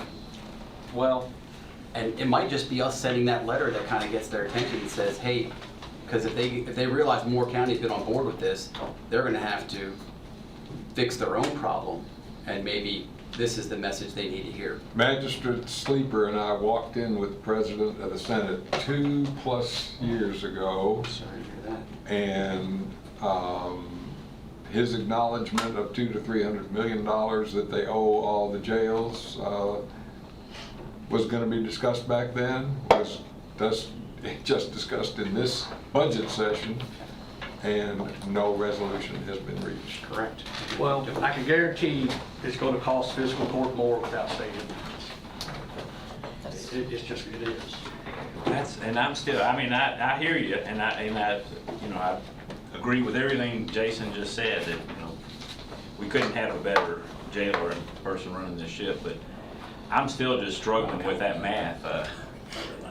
That math is just not good math to me, and I gotta see that math in a better way. You bring your numbers. Can you make sure they all have a copy of the budget before our next meeting, so they've had time to Absolutely. look through, please? Absolutely. You're going to just put me on the next agenda for the contract, and that way I'll have to give you time to look through it and make sure. It may need to send it to the county attorney, a copy of that as well. I always have him look at the contracts Sure. and just make sure. Okay. Is Shannon, there I don't know, urgency Shannon, did you do before that 2 already? weeks on that contract? I don't remember I'm if I sorry. ever not. Is Okay. there urgency on that contract for 2 weeks? Okay. No, he said no. It'd be nice to kind of get a number as well, kind of on Jamie's thought process here. If we have 40 to 50 inmates, and we did go somewhere else, what that would cost versus what we pay. Transportation costs, all that stuff, that if you Well, could. you're still going to have enough to cover 24/7 for all the agencies in the county, and then, you know, you're going to have multiple people working, because if Danville shows up with one and they've got to take them 2 hours away, and then the sheriff's department shows up, you know, who's gonna sit and hold that inmate until somebody, you're gonna have multiple people. It's still gonna cost. It probably, you know, may be cheaper, but we're also, though, we're gonna lose what we're doing for our inmates on the treatment and the mental health, because there's nobody else provides the level that we do. And that's always kind of been our goal as a fiscal court, is to have our folks coming out better than what they went in. So when they come out, they don't just. I understand, but we're just asking for numbers and then And, informed decision. Again, based on your position and your argument, your discussion, not whatever, your My points. defense.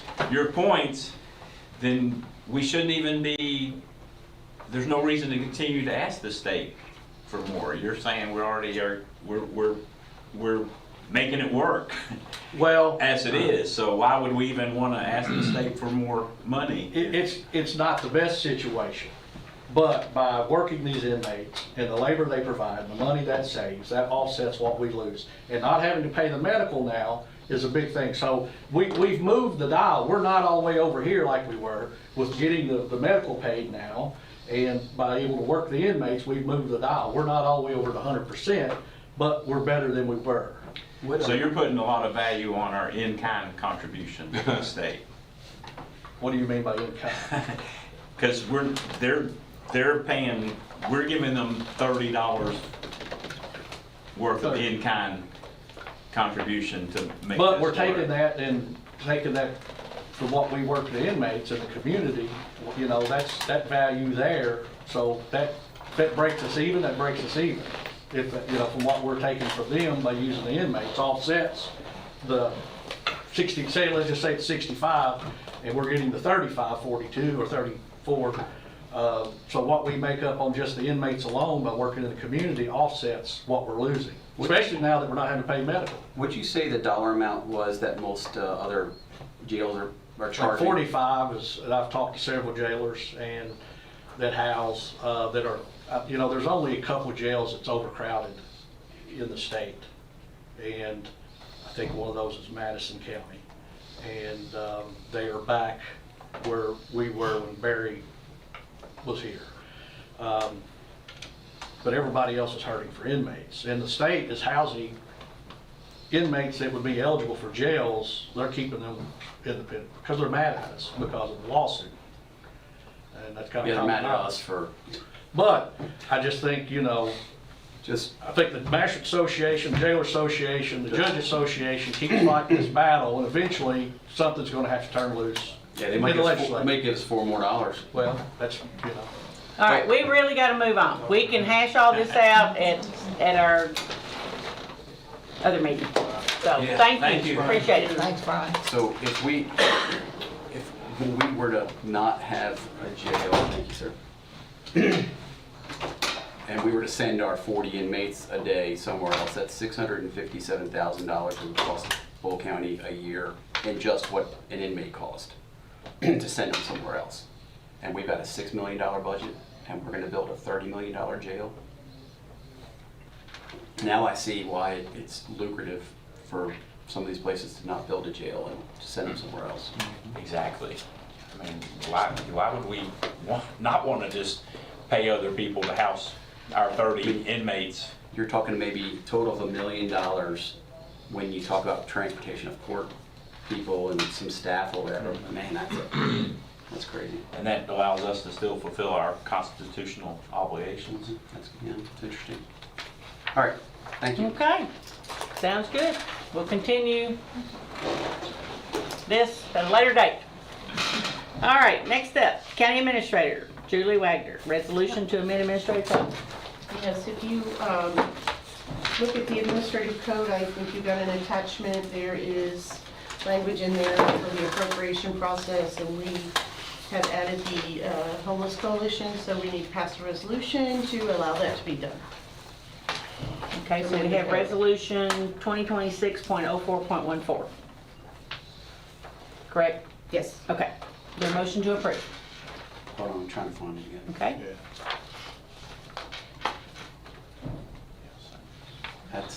Did it get sent somewhere else? I think it's got sent in a separate email. I believe it did, the resolution. Didn't you send it out in a separate email? Lena might have. Okay. Oh, yeah, it was, Yeah, it says it was late edition. edition, yeah, that's where it was. So, where do we house anywhere on our shared drive, the actual administrative code, or is it just in a binder? I'm not sure. I don't know. I'm not sure. I don't know.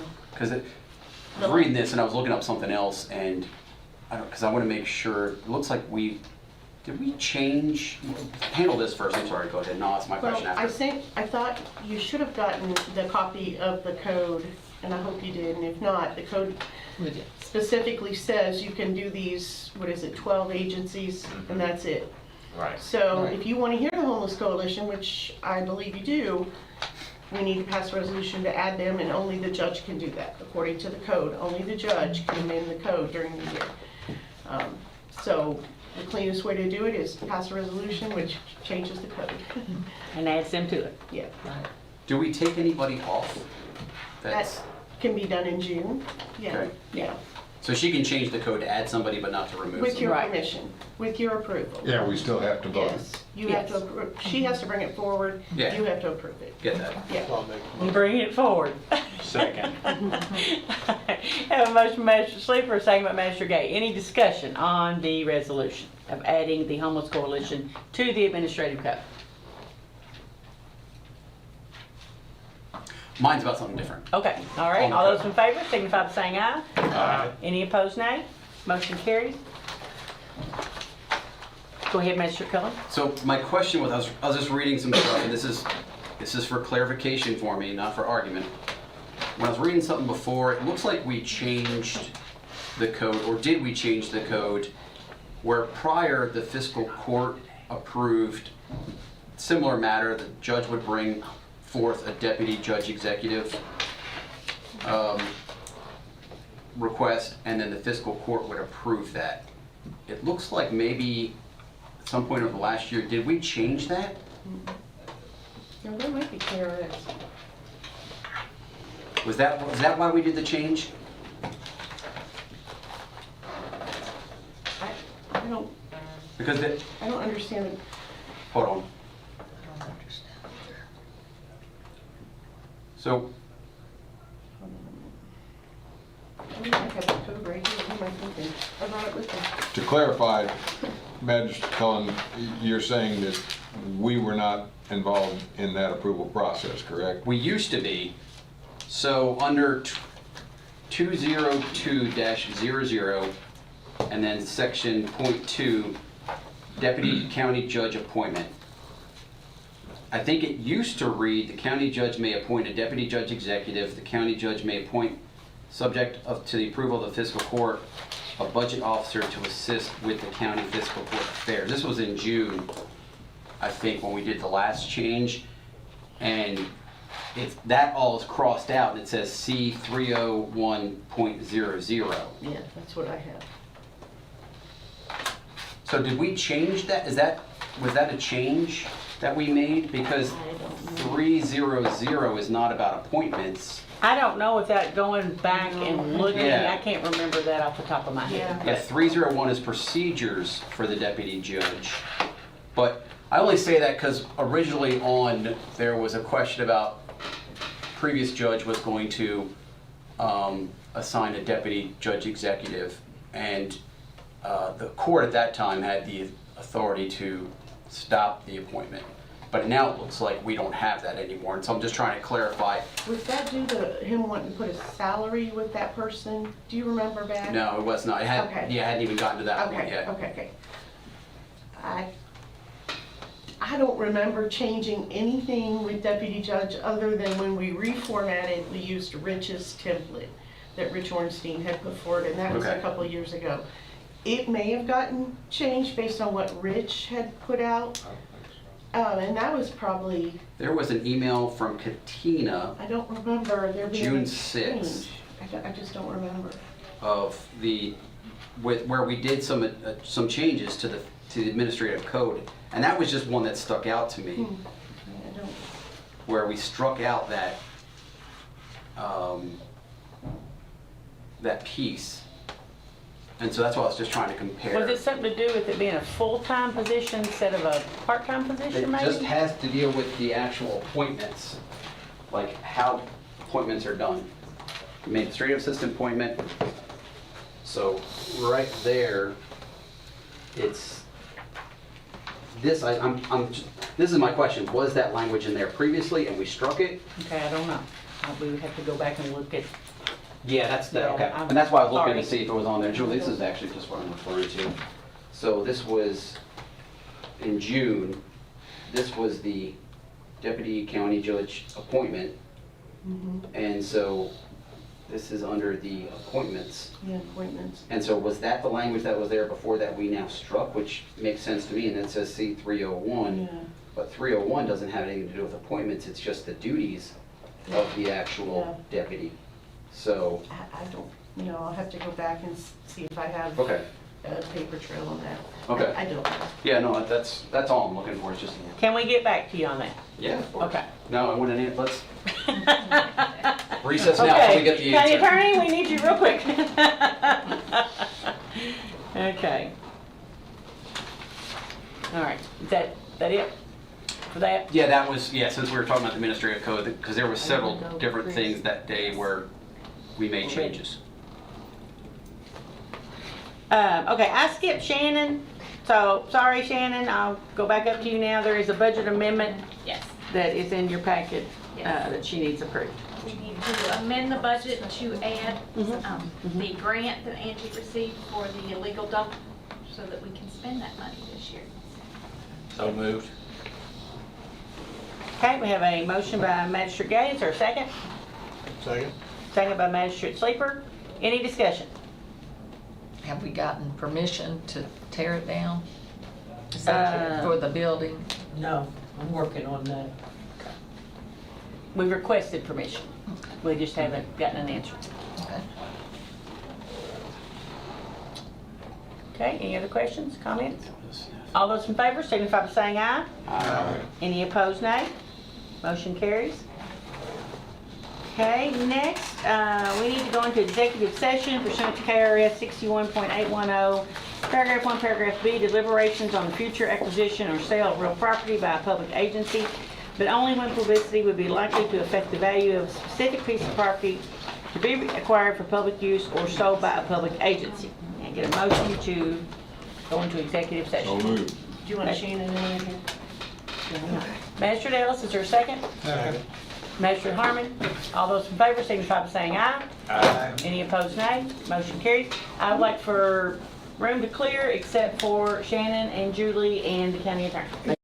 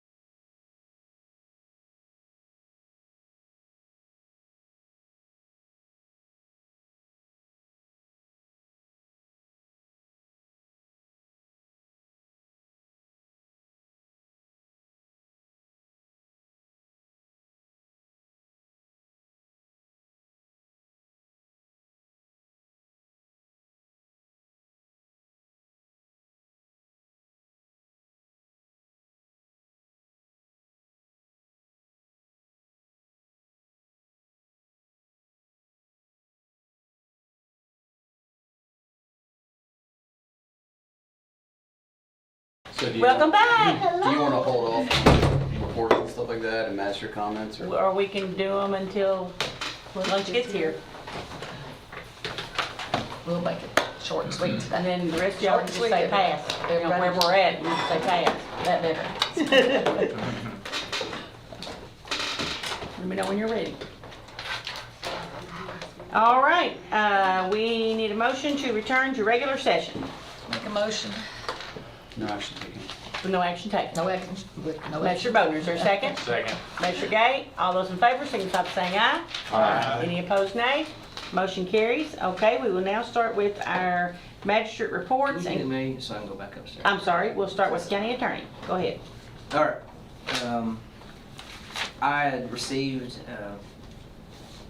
an email from Kendall from the chamber, you know, how we collect the transient tax. There's some issues. He was asking, well, is there some way we can, like, maybe amend the ordinance to, like, if they don't pay it after so much notice, and, you know, put a lien on them? Because most of the time, like, for a lien, you have to, like, sue somebody, get a judgment, then you get a judgment lien. So I'm like, I'll check. I researched, and there are several counties that do this, and I pulled their ordinance, like City of Georgetown, for example, and it's something I can look at and maybe amend if y'all would want to do something like that. And if we're doing that, I think that we should also do that for occupational tax, because I don't think there's the punishment and so forth on that is, we've got a lot of people, and, you know, it seems like we have collected a lot, but there's a lot more out there, and it seems like they're not affected by what our punishments or penalties are, so I'd like to beef that up. And then the other one would be our nuisance abatement. You can also do that too, with similar to put liens on properties and so forth. Because there's a lot of properties out there that we really need to clean up, and nobody did anything about it. So that's something I want to do in the near future.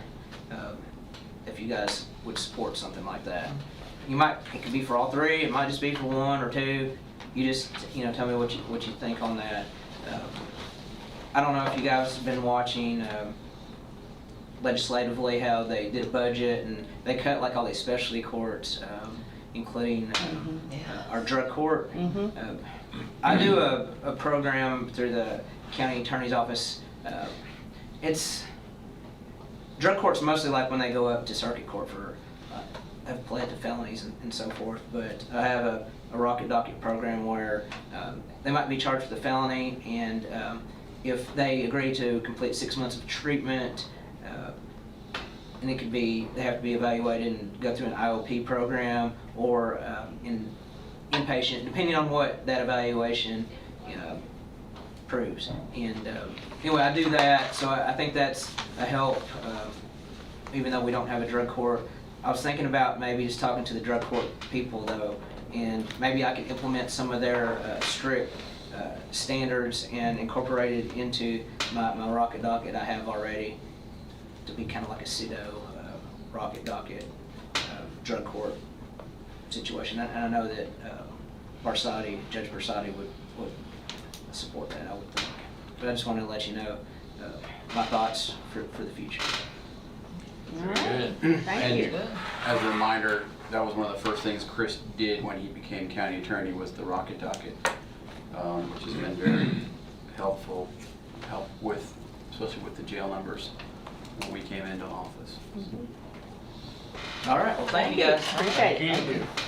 All right, Magistrate Harmon, we'll go to you next. Huh? That's the order. The order, well, I gave the invocation, so I'm just randomly picking.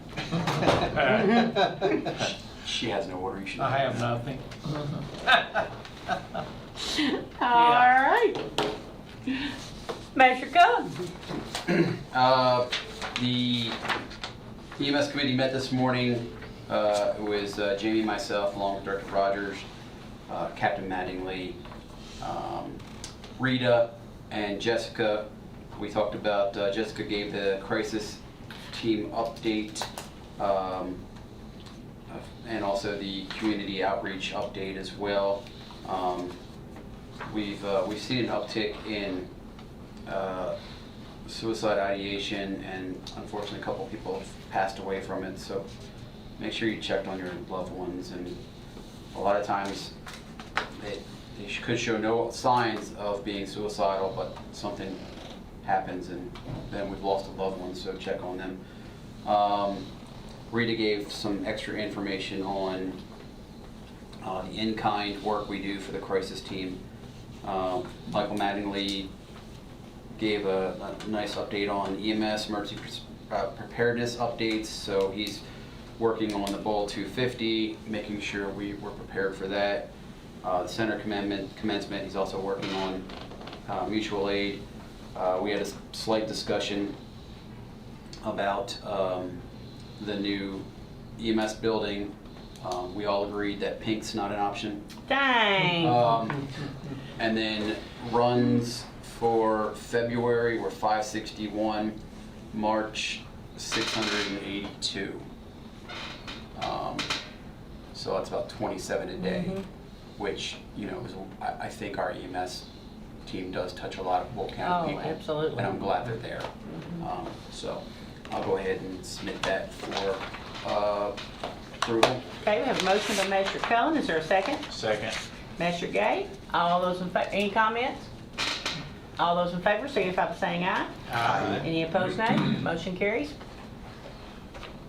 Had a great spring break, went to Colonial Williamsburg. It's nice to remember how this country was founded and the spirit that it took to do that. And yeah, sure. Kids enjoyed it, which is important that they're getting a good history lesson there. So other than that, we're 4th District's in good shape. I've heard a lot of people comment about the connector road, and we've received a lot of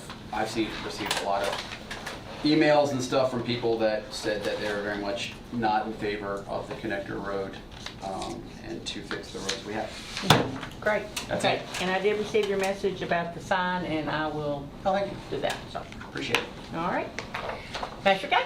All right. Yeah, I don't really have anything other than I have yet to hear anybody that has anything positive to say about the current proposed connector road. So I think that's been, as far as I can tell, unanimously snuffed out against. So hopefully the state is hearing that loud and clear as well. A point on that, and Rich, Julia, if you'd call Rich, I'd love to have it absolutely verified that if one or the other bodies, the city or the county, is against it, that the state will not, I don't know whether it's by statute, by regulation or what, but I'm hoping that Magistrate Cullen's comment that it won't move forward is accurate, but The I'd state like to know. determines that, though. The state will determine that. Well, then that's different than what we've been hoping. Transportation's what I'm saying. I understand, but They make that decision. the assertion's been made that one or the other voting it down, it won't be done, and I'd love to know if that's statutory. It's not. It's not. think Well, so. We really okay. don't have a say in it. See, No. that's where I was all along, and I kept saying But we've it been back. told by the state that they like to have both bodies involved Correct. in agreement, or they will usually not move a project forward. Yeah. They have done it on very rare instances, and it's not worked out well for them. That's why they really don't like moving against the localities. Yeah. But there's nothing KRS about it. Then when we move on it, we really need to move hard. But the biggest thing is the funding from the state.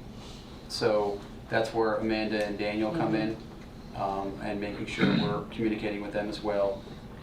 Excellent point. Yeah. Mr. Gay, please continue. Yeah, and then really just, we've had kind of a bad week as far as deaths in the community. And so I would just like to ask that we adjourn in memory of John Irwin, Davidson, and Coach French, who were all basically influential leaders within our community. I think that's appropriate. Okay, That's all we got. thank you.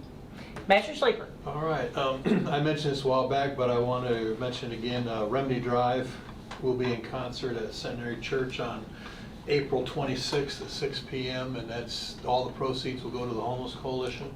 Remedy Drive pretty much does their concerts to support human trafficking efforts, and so, but this time it'll be fully for the Homeless Coalition. Attended the fly-in on the 11th for the Deliberations County Airport, which was a That's nice neat. event. And I guess Judge Bond was there, but we weren't there at the same No. time. So we didn't see each other. We missed each other. But it's good to attend that. The Liberty Tree celebration or commemoration of the planting of the tree on the 10th. What kind of tree is that again? Yellow poplar. Yellow poplar, okay. The state Tulip tree. poplar. Tulip poplar. Tiny poplar. Tiny. Yeah, tiny poplar. Whatever, it's very popular, whatever. But Judge Bottom and Julie and Paula and Mary and I all attended that, so. Ben Franklin was there. Yeah, Ben was there. Yeah. Looking well for his age. Shelter Director Jessica, sorry, thank you. Okay. Drawing a blank there. She provided me with a animal control report for March. I'll just share some of the highlights with you. And this is only going to be a snapshot, so I know the numbers are not going to be as significant as if we get several, we'll have a trend. We can see where things are going, but after a few months. But 32 dogs at the beginning of the month, and then at the last day of the month there were 35. There were 3 cats at the beginning and 1 cat at the end. 4 TNVRs last month and 3 this month. There were 24 incidences of running at large animals, 50 calls for assistance from citizens, 1 cited for no dog license, 1 cited for no rabies vaccine. There were 3 citations issued. I don't know what those are for. 0 vicious dogs and 0 animal cruelty cases, so that's good. And there were 3 animals euthanized. And she also put a note on there that she still needs a full-time ACO animal care And we're working on it. specialist, so, in big letters. So, We're working on it. on April 1st, Judge Bottom and I, and as well as a number of the sheriff deputies and Sheriff Bottom, attended a human trafficking training. Amazed at what occurs in every county in this state. It was put on by Rick Lynn, who is a detective with the state police and has been working extensively with human trafficking cases. And you know, it's not the child being kidnapped and put in a cage like it does in other countries, but you'll have young people who maybe are living with 2 substance abuse parents, and they don't have food, they don't have water, so they go somewhere and some man will entice them in by offering them food or water and then abuse them in certain ways. So just a lot of different things going on. So I think at some point I'm going to want to see the county take an active role in educating and awareness in this situation, because a lot of people are not aware of how prevalent it is. And then attended on the 2nd the pinwheels for the abused children, and that was a great event. And so I know Judge Bottom and I were there. You weren't there. I thought maybe else was there. Chris Herron, County Attorney. County Attorney was there. So again, it amazes me to see the number of pinwheels that each one representing a child that's a victim of abuse. So we drove to Williamsburg, and it was nice going through town to see those pinwheels everywhere, from here all the way up to. Well, I mean, it's not nice to see. Nice, but sad. It's sad, but the support. Yeah. Yeah. And that's all I have. All right. Thank you, sir. Measure Ellis. Hi, thank you, Judge. I looked last night and I still can't find anything about registration for the KCJEA conference, and I know that fills up quickly, so have we seen anything? Hasn't come out yet. Just as soon as anybody knows. I'd say it'd be 1st of May. Really? I think it will be 1st of May. Yep. Because at one point, a couple of months back, they were making sure to get yourselves registered, and now we don't know when. I can say this as a nonpartisan, since I'm not up for re-election, but I'm really talking to the public out there to say, please, come out tonight to the forum. It will be just off Route 33 at 6 o'clock at, I want to say Veterans Building, but American Legion. American Legion Building. It's just critical that folks understand the candidates, both sides, when they come out and hear what the platforms are and what their experiences are, and how important it is to have a very qualified electorate out there. And tonight, I think it's the 2nd, 3rd, and 6th districts. Correct. It says inter-county energy. Well, now, that's interesting, because I think that's a change. I think it's 11. It's been advertised as, now the sheriff's was gonna be there at Magistrates District 2, 3, and 4, April 14th, Tuesday, 6 p.m. And this email I received, I'll study it. Okay, good, because I think I'd even sent you a notice of the inter-county, so let me make that correction. Okay, yeah. Email this morning says American Legion. Okay. Yeah. So it's Oh, hold on. Yeah, April 14th. That's correct. 14th. It does say American Legion? That's what And it's I been think it did saying, that's how it's originally been too, and advertised. somehow it got put on as. That's right. RECC. That's why I sent it incorrectly Okay, to so- Paula about 10 days ago. So I thought So I it got is, new. in fact, American Legion, Legion. I Route had 34. assumed According it to was at the Legion, latest. but then when I got that other one, okay, good, that's good to know. Woo, okay, yeah, you want to show Good up? to know. At 6 o'clock. Yeah. At 6 o'clock, okay. This morning, Harold Edwards from Perryville, extraordinary Kentucky historian, passionate about the Perryville battlefield, came in, and the judge was willing to meet with us hurriedly this morning at 8:30 and talk about that nearly 4 acres around the Crawford House and how we very much want to turn that into a park.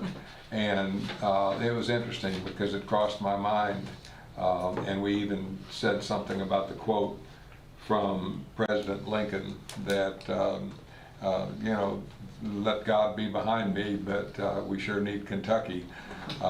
And today is sadly the anniversary of the assassination of Abraham Lincoln. So we all need to ponder, as Jason was saying, the wonders of Williamsburg, which is a magnificent place to vacation, and we all have to stop and ponder how we got to where we are today.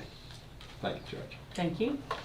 Master Bodner? I missed the fly-in, that's the first time in 3 years, but I wasn't feeling well, so I missed that, and we've had spring break, so Junction City Matters did not meet, so I'm ready for tonight, that's all I have to say. Okay, all right, well, thank you. Short and sweet. All right, County Attorney, do you have anything to add?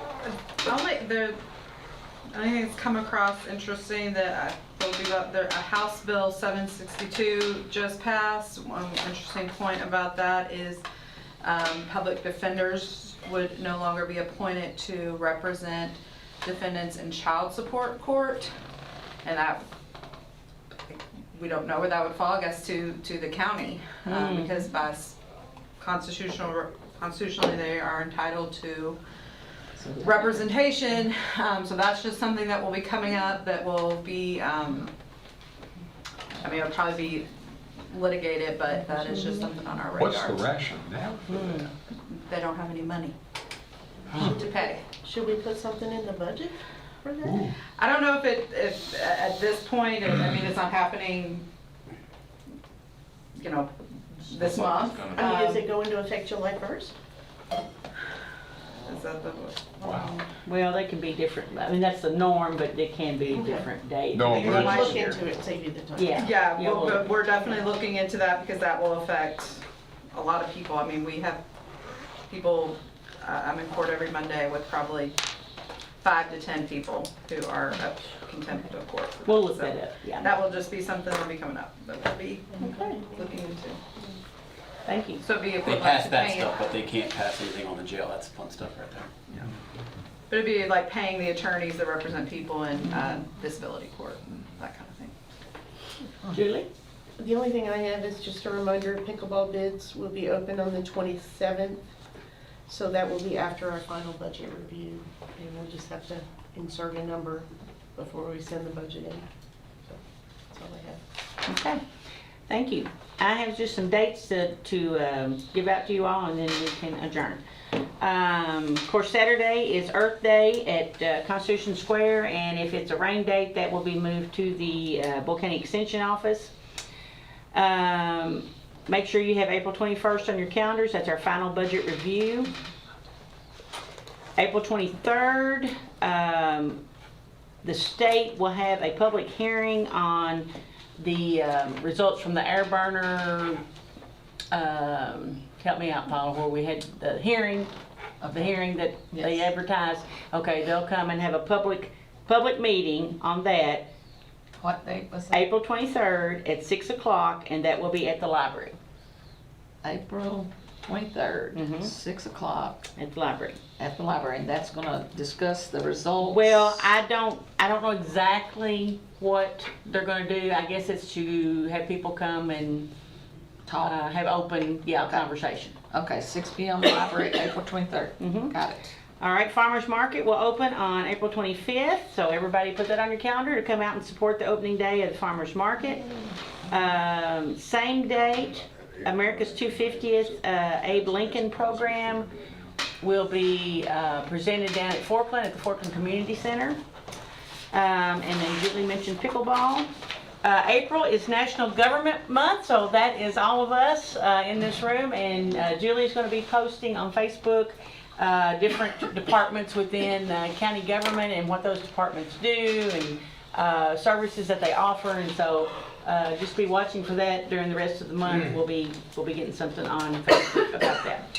It's also Animal Control Week, so if you see Jessica or Allie, you all can thank them.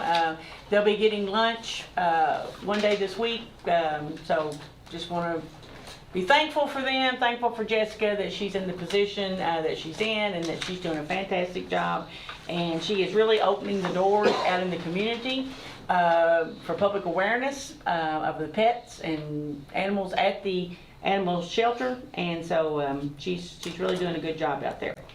All right, at this time I'll entertain a motion to adjourn, and we will be adjourning in memory of John Irwin, David Sin, and Coach Larry French. Make that motion. Measure Sleeper, is there a second? Second. Measure Gay. All those in favor signify by saying aye. Aye. Any opposed, nay. Motion carries. We're adjourned, and lunch is here.